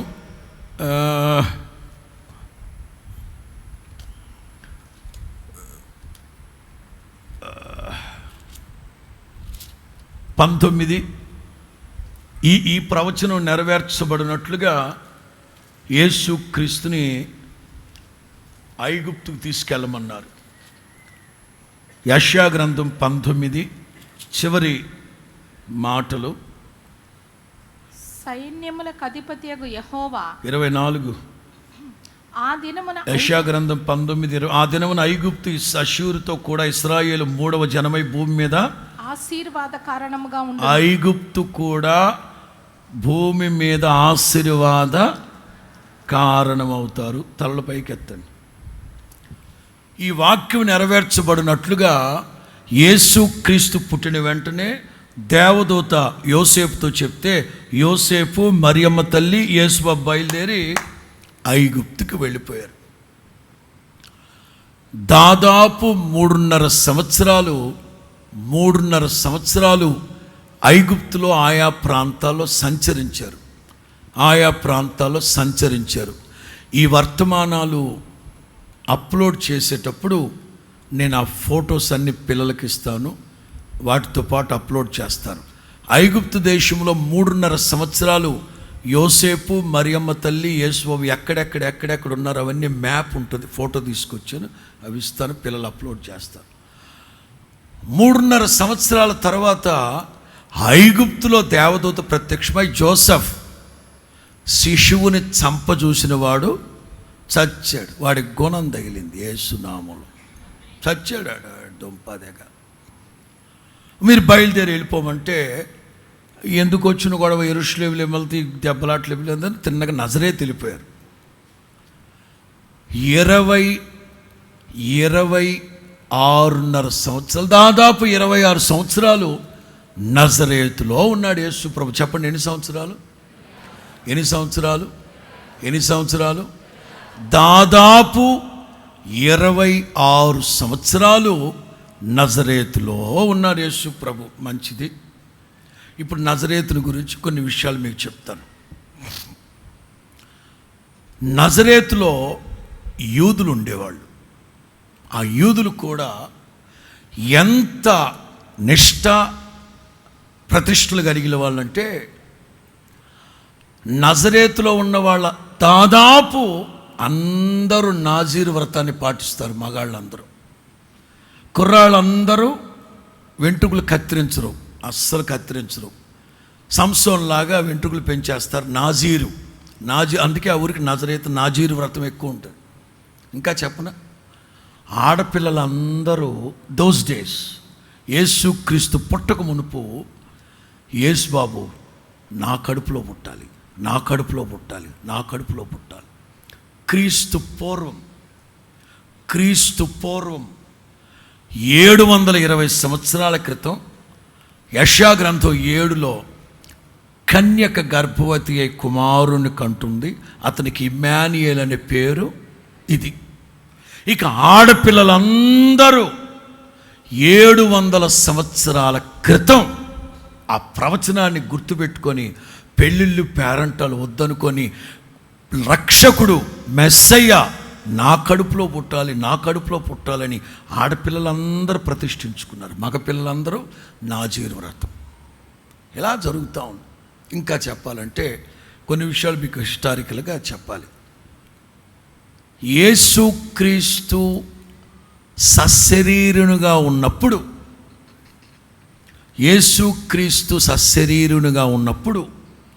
ఇశ్రాయేలు దేశం అంతట్లో 6,000 మంది పరిసయ్యులు ఉండేవాళ్ళు. దాదాపు 6,000 మంది పరిసయ్యులు. ఇది ఇశ్రాయేలు దేశం అంతా, యెరూషలేమే కానీ, బెత్లెహేమే కానీ, గలిలయ ప్రాంతమే కానీ, నజరేతే కానీ, ఓవరాల్గా 6,000 మంది పరిసయ్యులు ఉండేవాళ్ళు. ఇంకో మాట చెప్తాను, యెరూషలేము కేంద్రంలో ఉన్న పరిసయ్యులు ఉన్నారే, మహా చెడ్డోళ్ళు, కఠినస్తులు. యెరూషలేములో ఉన్న కేంద్రంలో ఉన్న పరిసయ్యులు చెడ్డోళ్ళు, కఠినాత్ములు. కానీ గలిలయ ప్రాంతంలో నజరేతులో ఉన్న పరిసయ్యులు ఉన్నారే, ఫ్లెక్సిబుల్. అంత కఠినంగా 7ంటికి ఆరాధన, 7ంటికి రాలేదో గేటేసేయడమే. ఇది యెరూషలేములో వాళ్ళు చేసే పని. కానీ గలిలయలో ఉన్న పరిసయ్యులు మాత్రం ఆలోచించేవాళ్ళు, మనం 24 గంటల సమాజ మందిరంలో ఉండేవాళ్ళమి, గదిలో నుంచి బయటకు వచ్చేస్తాం. వాళ్ళు రావాలంటే వాళ్ళు తెల్లవారుజామున లెగాలి, స్నానాలు చేయాలి, నడుచుకుంటూ రోడ్డు మీదకి రావాలి, సర్వీస్ ఆటో ఎక్కాలి, అక్కడ దిగాలి, మళ్ళీ ఇదొక 1 కిలోమీటర్లు ఉంది. అటు కొంచెం నజరేతులో ఉన్న పరిసయ్యులు కొంచెం ఫ్లెక్సిబుల్గా ఉంటారు. కానీ యెరూషలేములో, అందుకే యేసు ప్రభుకి యెరూషలేములో ఉన్న పరిసయ్యులతోనే 8 పాయింట్లు ప్రభువుకు నచ్చల. 8 పాయింట్లు చెప్తాను మరలా మీకు. గలిలయలో నజరేతులో ఉన్న పరిసయ్యులు ఉన్నారే, వాళ్ళని 1 పాయింట్లోనే ప్రభు కఠినంగా మాట్లాడాడు. ఇప్పుడు చెప్తాను వినండి. యెరూషలేములో ఉన్నవాళ్ళు వేరే జాతిలో వాళ్ళు యూదులుగా మార్చబడతానంటే ససేమిరా ఒప్పుకోరు, రాకూడదు. మా బ్లడ్ మా అదేదో మాది ఏంది ఎంతో రేటే, మా బ్లడ్ వేరు, మా బ్రీడ్ వేరు. అవును, ఈడు ఏలియన్, ఈడు దుంపదగ నీ నోట్లో మట్టి కొట్టి, ఈడు గ్రహాంతరవాసి. ఎదవ సొల్లు కబుర్లు చెప్తా ఉంటాడు పెద్దోడా. చెప్పండి, నాకు అర్థం కాదు. బొద్దింకలు ఉన్నాయి, కాక్రోచ్లా. ప్రపంచంలో బొద్దింక రక్తం మాత్రమే తెల్లగా ఉంటుంది. మరి ఈడు రక్తం ఎట్లుంటుంది? ఏది మా బ్లడ్ వేరు, బ్రీడ్ వేరు అంటుంటాడే. మరి ఈడు ఏ బ్రీడో మనకు అర్థమై సావు. ఎదవ మాటలు, ఎదవ సొల్లు కబుర్లు. ఈ యూదులు ఉన్నారే పరిసయ్యులు, వేరే వాళ్ళు రానివ్వరు. 2 సబ్బాతు రోజున సరిగ్గా 3.2 కిలోమీటర్లు నడవాలి. ఇట్లాంటి పిచ్చ లెక్కలు చెప్తూ ఉంటారు. యెరూషలేములో వాళ్ళు మహామూర్ఖులు, చెడ్డోళ్ళు. నజరేతులో గలిలయలో ఉన్న ఆత్మ సంబంధుల సంగతి మాట్లాడుతున్నాను మీకు. వీళ్ళెవరంటే కాస్త ఫ్లెక్సిబుల్. 2 విషయాలు మీకు చెప్తాను, రాసుకునేవాళ్ళు రాసుకుని. యెరూషలేములో ఉన్న పరిసయ్యులు షమాయి. యెరూషలేములో ఉన్న పరిసయ్యులు షమాయి అనే రబ్బీల ఉపదేశాన్ని అనుసరిస్తారు. అది కఠినమైంది. షమాయి అనే రబ్బీలు వాళ్ళ ఉపదేశాన్ని అనుసరిస్తారు. కేంద్రంలో ఉన్న పరిసయ్యులు రెండో గ్రూప్. ఈ నజరేతు, గలిలియా ఈ ప్రాంతాల్లో ఉన్నవాళ్ళు హిల్లేల్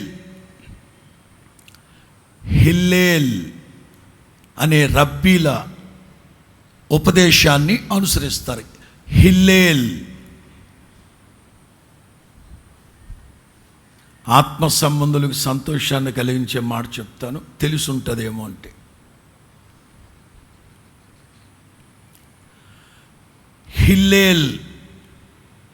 హిల్లేల్ అనే రబ్బీ మనవడే గమాలియేల్. హిల్లేల్ అనే రబ్బీ మనవడి పేరు గమాలియేల్. ఆ గమాలియేల్ దగ్గరే పౌలు సౌలుగా ఉన్నప్పుడు ఈ ధర్మశాస్త్రాన్ని ఇవన్నీ నేర్చుకున్నాడు. హిల్లేల్. గమ్మత్తు ఏంటంటే కేంద్రంలో ఉన్న పరిసయ్యుల కంటే ఈ నజరేతులో ఉన్న పరిసయ్యులు బాగా చదవర్లు, బాగా జ్ఞానం కలిగిన వాళ్ళు. నా మాటలు అర్థమైన వాళ్ళందరూ దేవునికి స్తోత్రం చెప్పండి. చెప్పండి, యేసు ప్రభు రోజులో టోటల్గా ఎంతమంది పరిసయ్యులు ఉండేవాళ్ళు? యెరూషలేములో ఉన్నవాళ్ళు ఏ ఉపదేశాన్ని అనుసరించారు? షమ్మాయి. నజరేతులో ఉన్న వాళ్ళు ఏ ఉపదేశాన్ని అనుసరించారు? హిల్లేలు మనవడి పేరు గమాలియేల్ దగ్గర బోధ నేర్చుకుంది ఎవరు? పౌలు. సౌలుగా ఉన్నప్పుడు నేర్చుకున్నారు. ఇప్పుడు చూడండి, యెరూషలేములో ఉన్న పరిసయ్యులతో 8 పాయింట్లు, ధర్మశాస్త్రం 8 పాయింట్లు యేసు ప్రభుకి నచ్చల.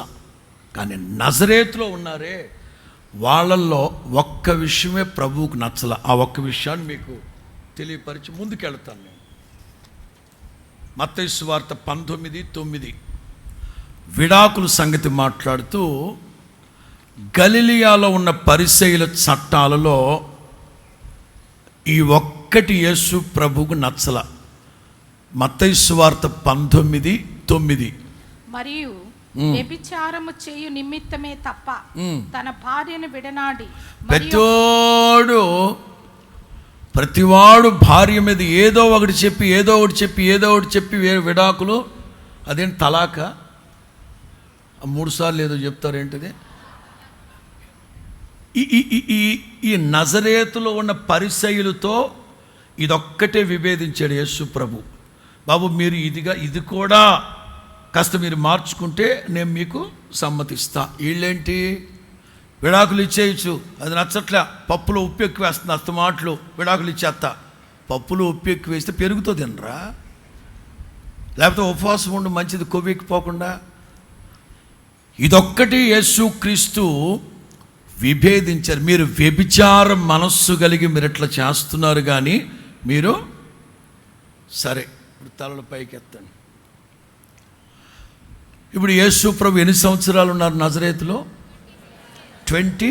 దాదాపు ఐగుప్తులో 3.5 సంవత్సరాలు, ఇక్కడ ఒక 26.5 సంవత్సరాలు. వెరస ఎంత? 30. ఒక్క 2-3 నెలలు యేసు ప్రభు కనిపించాల నజరేతులో.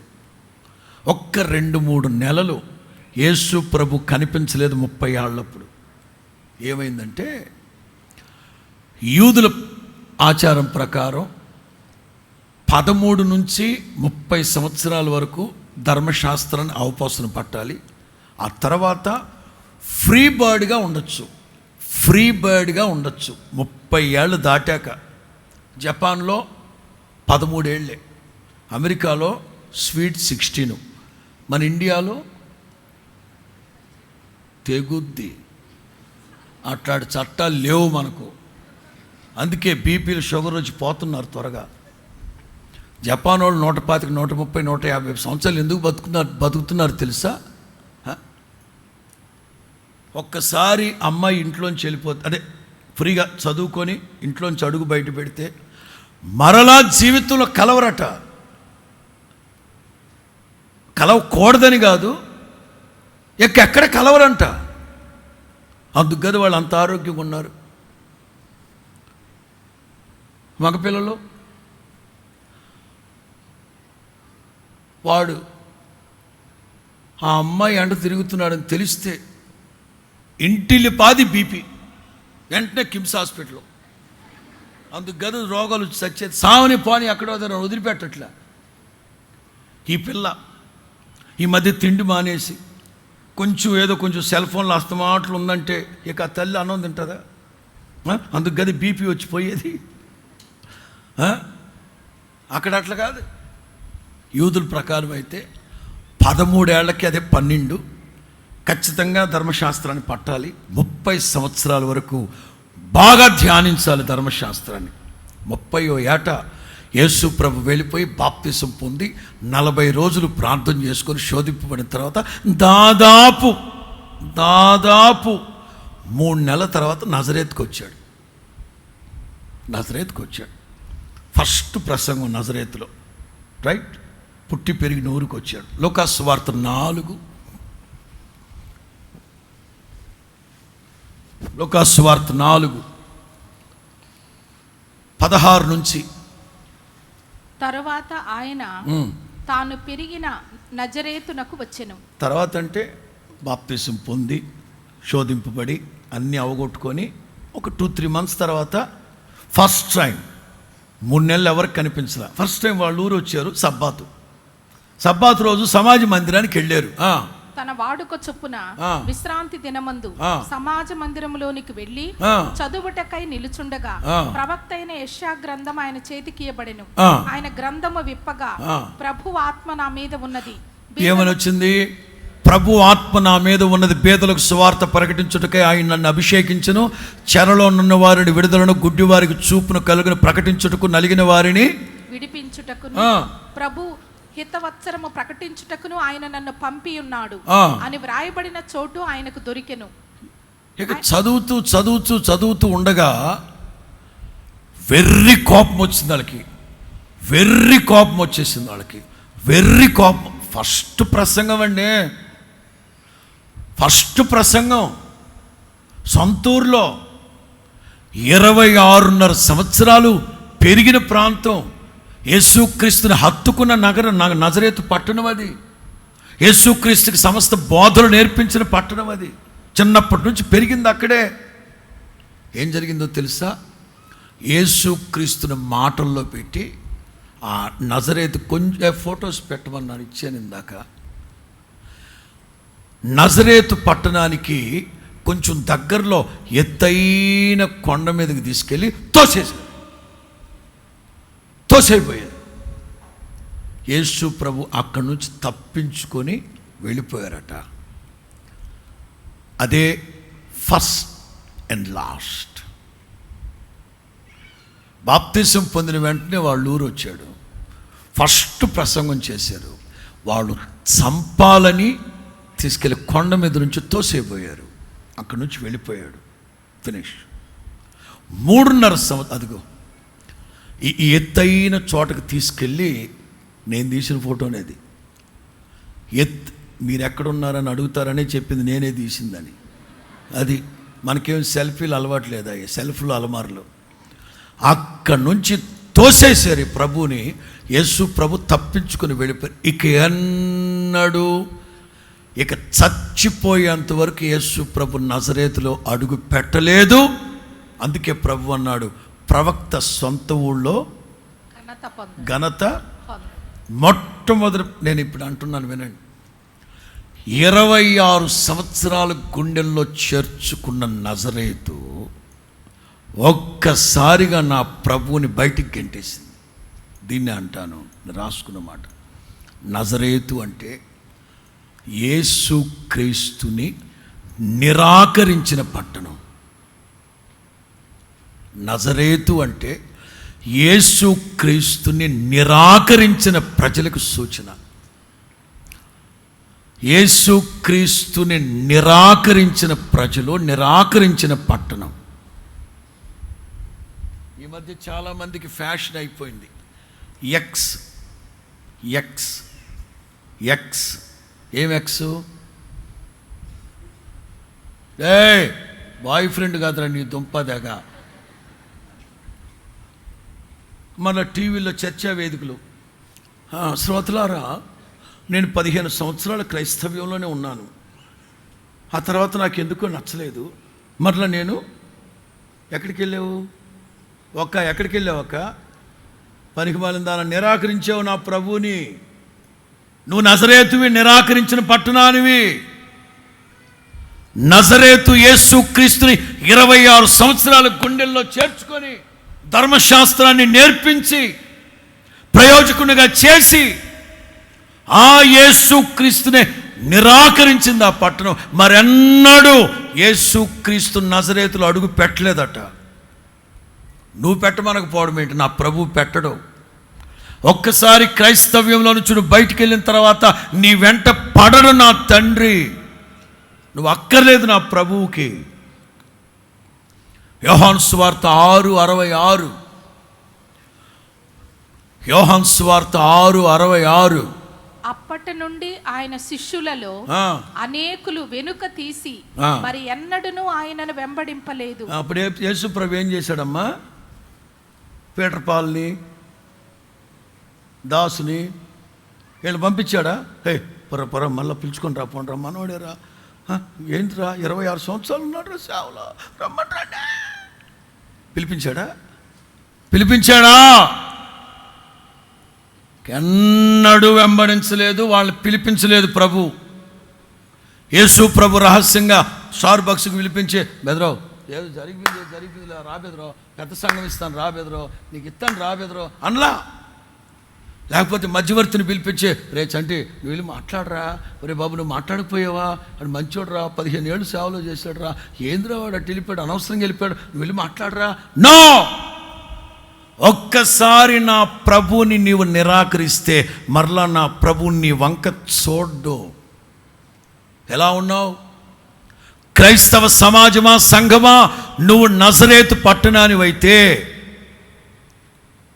భక్తి కలిగిన పట్టణం, వైరాగ్యం కలిగిన పట్టణం, ప్రతిష్ట కలిగిన పట్టణం, నజరేతు వ్రతాన్ని పాటిస్తున్న పట్టణం, నాజీరు వ్రతాన్ని పాటించే పట్టణమే. కానీ నా ప్రభువుని నిరాకరించిన పట్టణం, నిరాకరించిన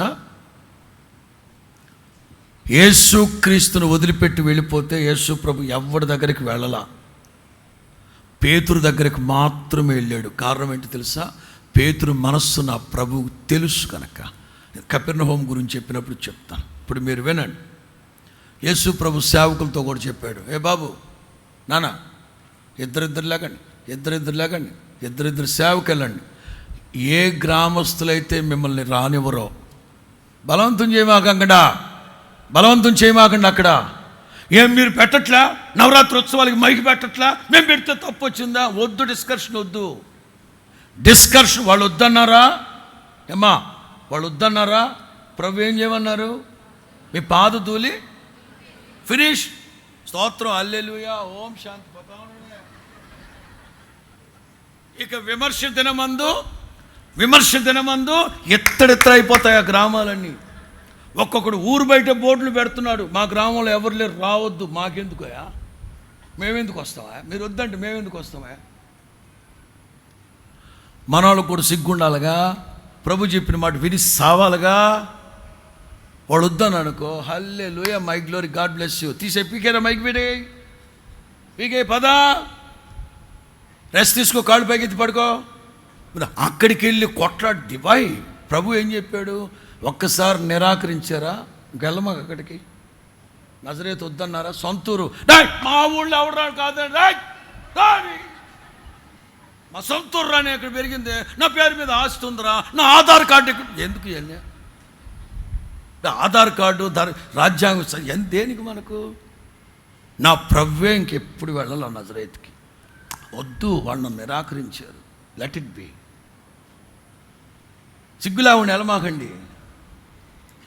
వాడు పదే మిమ్మల్ని వద్దంటా ఉంటే మళ్ళీ వదినా సిగ్గుండని స్తోత్రం చెప్పు గట్టిగా, హల్లెలూయా.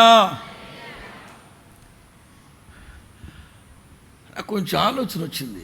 ప్రభు మీ నామంలో దయ్యాలు ఎలగొట్టాం, మీ నామంలో స్వస్థతలు చేసాం, మీ నామంలో సచ్చిన వాళ్ళు లేపాం. ప్రభు అన్నారు, మీరెవరో నాకు తెలియదు. అదేంటి ప్రభు, in the name of Jesus come on, I should say it, come on. మీ నామం పేరట ప్రభు, మీరెవరో నాకు తెలియదు. వీళ్ళెవరో తెలుసా? నన్ను ఎవరన్నా ఒకరు లెగండ్రా,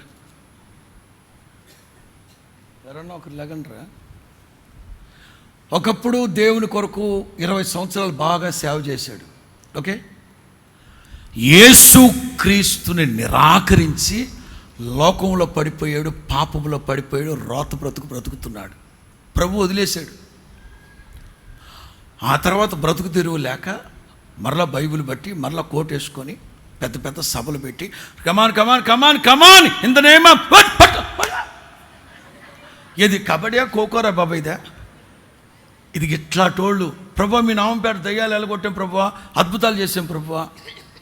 నువ్వెవరో నాకు తెలియదమ్మా, ఎందుకంటే 20 ఏళ్ల క్రితమే నేను నిన్ను వదిలేశా. అంటే నేను అద్భుతాలు చేశాను కదా ప్రభా, తెలీదు. ప్రభా నా యూట్యూబ్ ఎంతో తెలుసా ప్రభా, నేను యూట్యూబ్ స్టార్ను ప్రభా. తెలియదు బాబు నువ్వెవరో నాకు. ఎందుకంటే ఒక్కసారి మీరు నన్ను నిరాకరించారు కనుక వద్దు నాకు. నువ్వేమన్నా చేసుకో, సభలు పెట్టుకో, సమావేశాలు పెట్టుకో, దయ్యాలు ఎలగొట్టు, చేతపళ్ళు చేయి, నేను ఇష్టం. నువ్వెవరో నాకు జాగ్రత్త. ఒక్కసారి కూర్చున్నాను, ఒక్కసారి ప్రభువుని నజరేతులాగా వైభవం, ఆత్మీయులు, వరాలు, ధర్మశాస్త్రం, నిష్ఠ ప్రవిష్టులు కలిగిన వాళ్ళు, జ్ఞానం కలిగిన వాళ్ళు, గమాలేయులు ఉన్నారు అక్కడ. ఎన్నున్నా నా ప్రభువుని కాదనుకున్న నజరేతది, శపించబడిన నజరేతది. ఆఖరికి ఒక్క మాట చెప్పి నేను ముగిస్తాను. నా మాటలు అర్థమైతే వెళ్ళి చెప్పండి. నువ్వెవరు? యెరూషలేమా, బెత్లెహేమా, నజరేతా?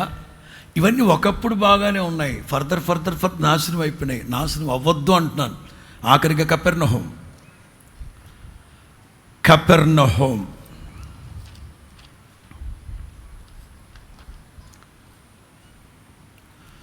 కఫెర్ అంటే గ్రామము.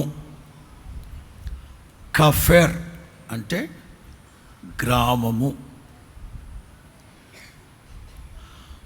నహూం అంటే ఆదరణ. కఫెర్ అంటే గ్రామము. నహూం అంటే ఆదరణ. ఇప్పుడు చెప్పండి, కఫెర్నహూం అంటే అర్థం ఏంటి? ఆదరణ కలిగించు గ్రామం. హల్లెలూయా. ఆదరణ కలిగించు పట్టణం. నువ్వెవరివి? ఆదరణ కలిగించు పట్టణంలా ఉండాలి. నిన్ను గురించి మనుషులు మిక్కిలి మహిమ కలిగిన సంగతులు నీ గురించి కఫెర్నహూం. ఈ పేరు ఎందుకు వచ్చిందంటే, నహూము ప్రవక్త ఉన్నాడు కదా, నహూము ప్రవక్త తాను పుట్టి పెరిగింది అక్కడే. అందుకనే నహూం అని పేరు వచ్చింది. కఫెర్నహూం. నహూం పుట్టి పెరిగింది అక్కడే. యోనా తర్వాత, యోనా చాప కడుపులో ఉన్నాడే 3 రోజులు, మహానుభావుడు. చాప కడుపులో ఉన్నాడే ఆ యోనా. తను చనిపోయాక 90 సంవత్సరాలకి పుట్టాడు తిను.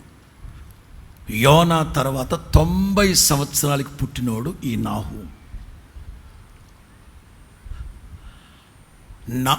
యోనాని దేవుడు ఏ ఊరు వెళ్ళమన్నారు? ఏ ఊరు వెళ్ళమన్నారు? నినివే. 90 సంవత్సరాల తర్వాత పుట్టిన ఈ నహూము నినివే వెళ్ళలేదు, కానీ ఇక్కడి నుంచే ఆఖరి ప్రవచనాన్ని ప్రవచించాడు నినివే పట్టణాన్ని గురించి. Last prophecy about the city of Nineveh.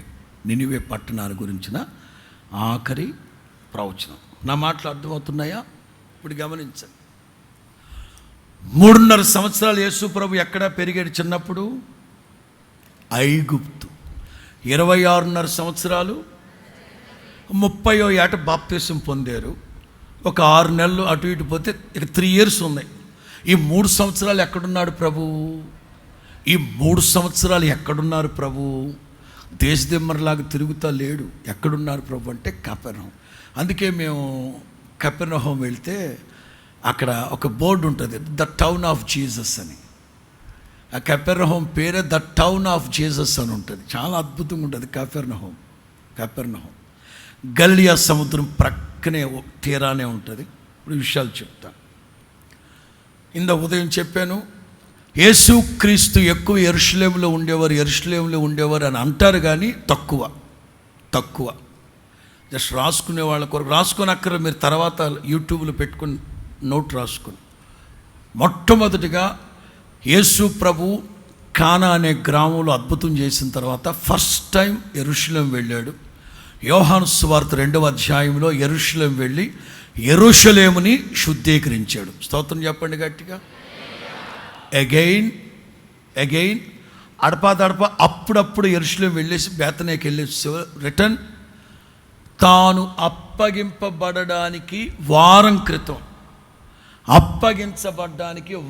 క్రితం మత్తయి సువార్త 21లో వెళ్ళి ఇంకొకసారి దేవాలయాన్ని శుద్ధీకరించాడు. ఇక మిగతా టైంలో పస్కా పండుగలప్పుడు మాత్రమే వెళ్ళేవారు. Most of the time he spend in the city town of Capernaum. ఇప్పుడు చెప్తాను, చదవండి. మత్తయి సువార్త 4:13-16. మత్తయి సువార్త 4:13-16. నజరేతు విడిచి జబూలూను నఫ్తాలి అను దేశముల ప్రాంతములలో సముద్ర తీరమందలి కపెర్నహూమునకు వచ్చి కాపురం ఉండెను. ఎక్కడున్నా కాపురం? ఎక్కడ కాపురం అంటే ఎక్కడ కాపురం ఉన్నట్టు? అగైన్ మార్కు సువార్త 2:1. మార్కు సువార్త 2:1. కొన్ని దినములైన పిమ్మట ఆయన మరలా కపెర్నహూములోనికి వచ్చెను. ఆయన ఇంట ఉన్నాడని వినవచ్చినప్పుడు 9వ అధ్యాయం 33. 9వ అధ్యాయం 33. అంతటా వారు కపెర్నహూమునకు వచ్చిరి. వారు ఎవడు గొప్పవాడని మార్గం. యేసు ప్రభు ఎక్కడ సేవకు వెళ్ళినా కపెర్నహూముకు వచ్చారు, కపెర్నహూముకు వచ్చారు, కపెర్నహూముకు వచ్చారు, కపెర్నహూముకు వచ్చారు. అసలు కపెర్నహూములో ఎవరిల్లు, ఎక్కడున్నాడు ఆయన? ఇప్పుడు చెప్తాను.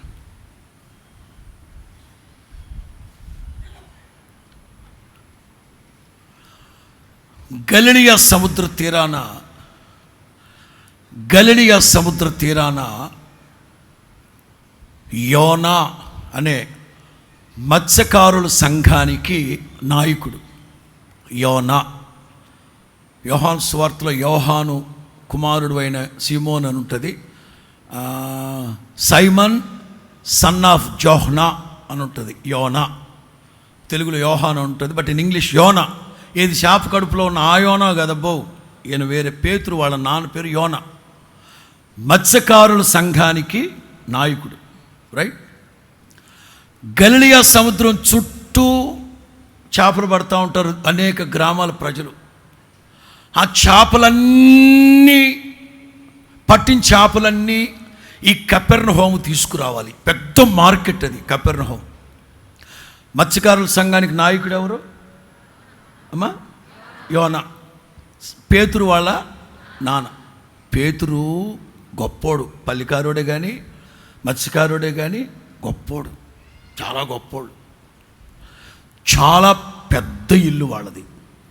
యేసు క్రీస్తు పేతురుని సేవకు పిలవక మునిపే వాళ్ళ ఇంట్లో అద్దెకున్నాడు. పేతురు వాళ్ళ ఇల్లు అద్దెకు తీసుకున్నాడు. ఇంకా చెప్పనా, ఒక శతాధిపతి వాళ్ళ ఇంట్లో పక్షవాతం కలిగిన వాడు. కపెర్నహూము నుంచి ఒక శతాధిపతి వచ్చాడు. ఇటలీ పటాలం నుంచి వచ్చిన శతాధిపతి కొర్నేలి కపెర్నహూములో ఉండెను. అర్థం ఏంటో తెలుసా? గలిలయ సముద్రంలో నీళ్లు మంచినీళ్ళు. అందుకని రోమా సైన్యం అంతా, మిలిటరీ క్వార్టర్స్, గొప్ప వాళ్ళందరూ అక్కడే ఉండేవాళ్ళు. ఇంకా చెప్పనా, ఈ కపెర్నహూములో ఎక్కువ అద్దెకి ఇవ్వబడును, డాబా అద్దెకి ఇవ్వబడును, అపార్ట్మెంట్ అద్దెకి ఇవ్వబడును. ఈ పోలీసు వాళ్ళు వీళ్ళందరూ అక్కడ ఉండేవాళ్ళు. యేసు క్రీస్తు కూడా 3 సంవత్సరాలు పేతురు వాళ్ళ ఇంట్లో అద్దెకున్నాడు. డబ్బు ఇవ్వకుండా లేడు అక్కడ. ఎందుకు అద్దెకున్నాడో చెప్తాను. అప్పటికి పేతురు ఇంకా సేవలోకి రాలేదు. 2 విషయాలు చెప్తాను. ఒక వ్యక్తి మన ఇంట్లో అద్దెకున్నాడు అంటే మనకు సంబంధించిన వస్తువులు తను వాడుకోవచ్చు. అందుకే ఉదయాన్నే యేసు ప్రభు లేచి పేతురు పడవనెక్కి బోధింపసాగెను. అంటే ఆ ఇంటి ఓనర్ ఎవరు? పేతురు. ఆ ఇంట్లో యేసు ప్రభు అద్దెకున్నాడు కనుక పేతురు పడవని యేసు ప్రభు వాడచ్చు. 2, యేసు క్రీస్తు పేతురు వాళ్ళ ఇంట్లో అద్దెకున్నాడు. అందుకే పేతురు అలా వెళుతుంటే పన్ను కట్టేవాళ్ళు అడిగారు, హే సైమన్, నీవు మీ ఇంట్లో ఉన్న బోధకుడు పన్ను కట్టరా అంటే, మన ఇంట్లో అద్దెకున్న వాళ్ళకు కూడా మనమే పన్ను కట్టాలి. అర్థమవుతుంది నా మాటలు? అంచేత 3 సంవత్సరాలు యేసుక్రీస్తు కపెర్నహూములో పేతురు వాళ్ళ ఇంట్లో ఉన్నాడు. ఆ సందర్భంలోనే వాళ్ళ అత్తని బాగు చేసింది ప్రభు. జ్వరంతో బాధపడుతుంటే ఆ కొన్నాళ్ళ తర్వాతే పేతురుని సేవకు పిలిచింది యేసు ప్రభు. వాళ్ళ చిన్నాన్న పిల్లల్ని 2 సేవకు పిలిచారు. ఈ కపెర్నహూములో జరిగిన అనుభవాలు ఇవన్నీ మనం చూస్తూ వస్తే ఇంకా నేను చెప్పాలంటే అనేక మంది ఆత్మీయులు, మరలా చెప్తాను, నువ్వు ఒక కపెర్నహూం, నేను ఒక కపెర్నహూం.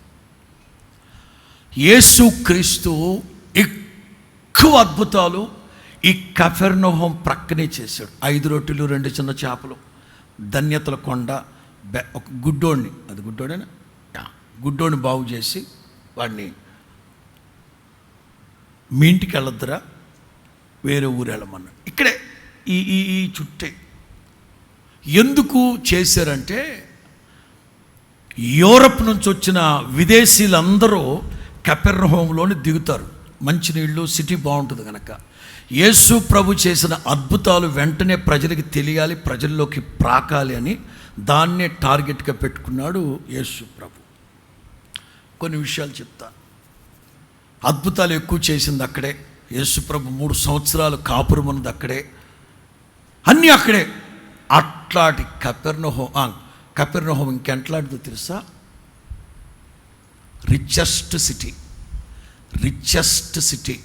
ఎట్లా చెప్తానంటే, ఆ చేప పెట్టి బాబు, ప్రపంచంలో ఎక్కడ దొరకని చేప గలిలయ సముద్రంలో దొరుకుతుంది.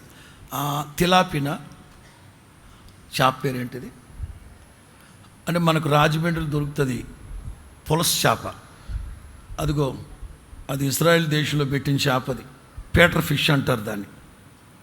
ఇది ఎంత ఫేమస్ తెలుసా? గలిలయ సముద్రంలో పట్టిన చేపలు పచ్చి చేపలే కానీ ఎండి చేపలే కానీ రోమ్లో ఉన్న రాజుగారికి పార్సిల్ చేసేవాడు, రోమ్కి తీసుకెళ్ళేవాడు. అంటే అంత విదేశీ డబ్బుతో తొలతూగేది. ఇండ్లు అద్దెకిచ్చే అంత పెద్ద పెద్ద ఇండ్లు. ఇంకా చెప్తాను, రోమ్లో రాజుగారి అంతఃపురం కొరింథీ పట్టణం నుంచి తీసుకెళ్ళిన దూలాలతో కట్టారు. రోమ్లో ఉన్న రాజు అంతఃపురం కొరింథీ పట్టణం నుంచి దూలాలు తీసుకెళ్ళి కట్టారు.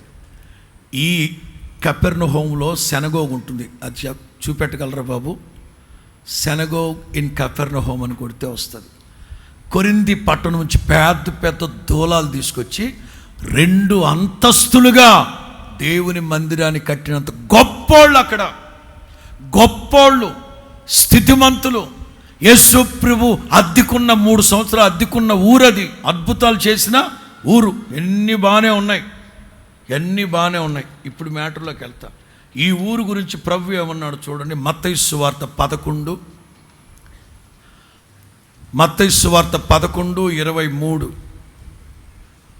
కపెర్నహూమా ఆకాశము మట్టునకు హెచ్చింపబడెదవా? కపెర్నహూమా ఆకాశము మట్టుకు హెచ్చింపబడినది నీవు పాతాళం వరకు దిగిపోయేదవు. నీలో చేయబడిన అద్భుతాలు సొదొమలో చేయబడిన ఎడల అది నేటి వరకు నిలిచి ఉండును. అంటే ఇప్పుడు నేటి దినాన నిలిచి లేదు అది. ఇప్పటి కపెర్నహూం ఎట్లుంటుంది తెలుసా? ఇప్పటి కపెర్నహూంకి వెళ్ళామా మనం? ఏమన్నా ఇల్లు ఉన్నాయి అక్కడ? ఏమీ లేవు, శిథిలాలు తప్ప ఏమీ లేవు. సొదోమి అంటే వ్యభిచారం, సొదోమి అంటే నపుంసకత్వం, సొదోమి అంటే ఆడవాళ్ళే మగవాళ్ళే నీచమైన తుచ్చమని పనులు చేసుకోవడానికి సొదోమి అంటారు. అట్లాంటి పట్టణానికైనా నేను అద్భుతాలు చేసి ఉంటే నేటి వరకు నిలిచి ఉండదేమో, కానీ నువ్వు మాత్రం చాలా అదుగదుగో శిథిలాలు తప్ప ఏమీ లేవు. కపెర్నహూం ఇప్పుడు ఏమీ లేవు. అదిగో సమాజ మందిరం ఇది. కొరింథీ పట్టణం నుంచి తీసుకొచ్చిన దూలాలతో కట్టారు ఇది. రోమ్ పట్టణంలో ఉన్న అంతఃపురాన్ని తలదన్నే మందిరం అది. ఏమైపోయింది? ఎందుకు అలా అయిపోయింది? తలలు పైకెత్తని చెప్తాను. యేసుక్రీస్తు తలలు వినండి. యేసుక్రీస్తు దైవ కుమారునిగా రుజువైంది అక్కడే, అద్భుతాలు చేసింది అక్కడే, ప్రసంగాలు చేసింది అక్కడే, నివాసం ఉన్నది అక్కడే. ఆ మార్కు సువార్త 2వ అధ్యాయంలో ఆయన ఆ పేతురు వాళ్ళ ఇంట్లో ఉంటేనే పైకి పూడదీసి ఒకరిని దించారు లోపలికి. ఇన్ని అద్భుతాలు ఆశ్చర్యకార్యాలు జరిగితే ఈ పట్టణం గర్వం, అహంకారం, ఐశ్వర్య మదం, డబ్బు మదంతో సర్వనాశనం అయిపోయింది ఆ కపెర్నహూము పట్టణం. ఇప్పుడు కపెర్నహూము పట్టణం శిథిలాల తప్ప మరి ఏవి రాసుకున్న పట్టణం, ఎవరు నివసించట్లేదు, అక్కడ నిర్జనమైన పట్టణముగా మారిపోయింది. అంటే దీని అర్థం ఏంటంటే, మొదట యేసుక్రీస్తు సేవ ప్రారంభించింది అక్కడే, 3 సంవత్సరాలు అద్భుతాలు చేసింది అక్కడే. నేను అంటాను, ఆత్మ సంబంధమైన ఆరంభ దినాలు ఏమైపోయాయి? డబ్బు ఎక్కువైంది. యేసుక్రీస్తు దైవ కుమారుడుగా జీవించిన అనుభూతి ఆ ఊరుకుంది 3 సంవత్సరాలు. ద టౌన్ ఆఫ్ జీసస్ ఏమైంది? ఆయన చేసిన అద్భుతాలు ఆశ్చర్యకార్యాలు మర్చిపోయి కృతజ్ఞత లేకుండా ఘాతకులం అయిపోయి, విశ్వాస ఘాతకురాలు అయిపోయింది కపెర్నహూము. చాలామంది క్రైస్తవులు ఒకప్పుడు యేసుక్రీస్తును హృదయంలో నివాసం ఉండడానికి స్థలం ఇచ్చి ఐశ్వర్యవంతులుగా మార్చబడి ఆయన ద్వారా అద్భుతాలు ఆశ్చర్యకార్యాలు అనుభవించి చివరికి ఆయన్ని మర్చిపోయారు. ఆకాశం అంతగా ఎత్తబడ్డారు, యేసు ప్రభుని మర్చిపోయారు. ఇప్పుడు ఏమైపోయారు? పతనం అయిపోయారు. ప్రస్తుతం కపెర్నహూము పట్టణం శిథిలం, నిర్జనం, ప్రజలు ఒక్కరు లేరు అక్కడ, ఎవ్వరు లేరు అక్కడ. అందుకే వాక్యం అంటుంది, కృతజ్ఞత లేని హృదయాలు అంధకారమయమైపోతాయి. ఏ ఒక్కరు కపెర్నహూము లాగా ఉండకూడదు, ఏ ఒక్కరు ఆరంభ దినాలు మర్చిపోకూడదు, ఆయన చేసిన ఉపకారములో దేనిని మర్చిపోకూడదు. ఈ 4 ఒకప్పుడు బాగానే ఉంది. ఒకప్పుడు యేసుక్రీస్తుని ఆదరించింది, సొంత నజరేతు వదిలేస్తే ఈ ఊరు ఆదరించింది. ఒకప్పుడు ఐశ్వర్యంగా తులతూగింది. ఒకప్పుడు రాత్రింబగళ్ళు ప్రభు అద్భుతాలు, ప్రసంగాలు, ప్రబోధాలు చేశారు అక్కడ. కానీ ఆ గుండెల్లో ఇప్పుడు అవన్నీ లేవు, ఏమీ లేవు. నిర్జనం, నిస్సహాయత, నిర్జీవమైన పరిస్థితి, నిర్లిప్తత. అనేక మంది ఆత్మీయులు ప్రభు రాకడికి ముందు ఎలాగున తయారైపోతున్నారు. అందుకే ప్రభు హెచ్చరిస్తున్నారు, నీవు యెరూషలేము లాగా ఉండాలి. హల్లెలూయా. ఆయన చేసిన ఉపకారములో దేనిని మర్చిపోకుండా ప్రభు అంటారు, నీకు చేసిన అద్భుతాలు ఆ వ్యభిచారికి చేసున్నా బాగుండేది, నిలబడి ఉండేది. అనవసరంగా నీకు ఆ మాట ప్రభు అంటే ఎట్లా చెప్పండి? అనవసరంగా నీకు ఈ ఉద్యోగం ఇచ్చాను విసుక్కున్నాడు అనుకోండి ప్రభు, మన బ్రతికేమైపోద్దప్ప. అనవసరంగా నీకు అని అన్నారో అయిపోయిందే చరిత్ర. ఆ వరకు మనం తెచ్చుకోకూడదు. ప్రభు ఈ మాటలన్నీ మన వినికిడిలో ఫలభరితంగా మార్చి ఆశీర్వదించును గాక. అందరు లేచి నిలవబడండి, ప్రార్థన చేసుకుందాం. Thank you. స్తోత్రం స్తోత్రం స్తోత్రం శరబలకతరమ స్తోత్రం శరబలకతరమ ప్రభా స్తోత్రం స్తోత్రం స్తోత్రం. నాయన తండ్రి, ఈ యొక్క ఆరాధనలో తండ్రి పాస్టర్ గారిని మీరు బలపరిచి తండ్రి మీ బిడ్డను వాడుకున్నందుకై స్తోత్రం స్తోత్రం స్తోత్రం తండ్రి. మాకు వినిపించిన వర్తమానం కొరకై స్తోత్రం స్తోత్రం. దేవా సహాయం చేయండి. మేము ఆ యొక్క మొదటి స్థితిని కోల్పోయినటువంటి కపెర్నహూము లాగా కానీ ప్రభా ఎటువంటి పరిస్థితుల్లో కూడా మేము ఆత్మీయ జీవితంలో తగ్గిపోకూడదు తండ్రి. సహాయం చేయండి తండ్రి. ఆత్మీయులు మరి ఎక్కువగా ఆత్మలు బలపరచబడి దీవించండి తండ్రి. స్తోత్రం. మీరు త్వరలో రాబోతున్నారు తండ్రి.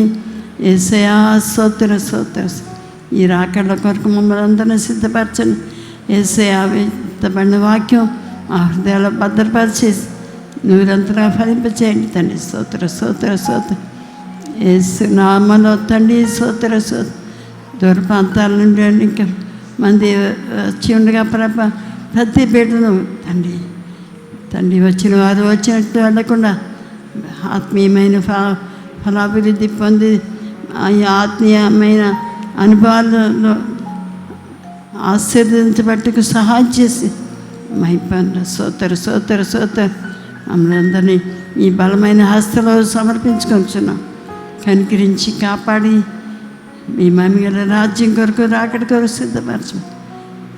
మా ప్రభు అయిన యేసుక్రీస్తు పరిశుద్ధనామ వాక్యం చెప్పిన పాస్టర్ గారిని దీవించి ఇంకను బలపరిచి రెట్టింపైన అభిషేకం ఇచ్చి ఇంకను బలంగా వాడుకోమని, సర్వకంత మహిమ ప్రభావాలు మీరు మాత్రమే పొందుకోమని మా ప్రభు అయిన యేసుక్రీస్తు పరిశుద్ధ నామములో ప్రార్థించి వేడుకొంచున్నాం తండ్రి. ఆమేన్. ఆమేన్. ఆమేన్.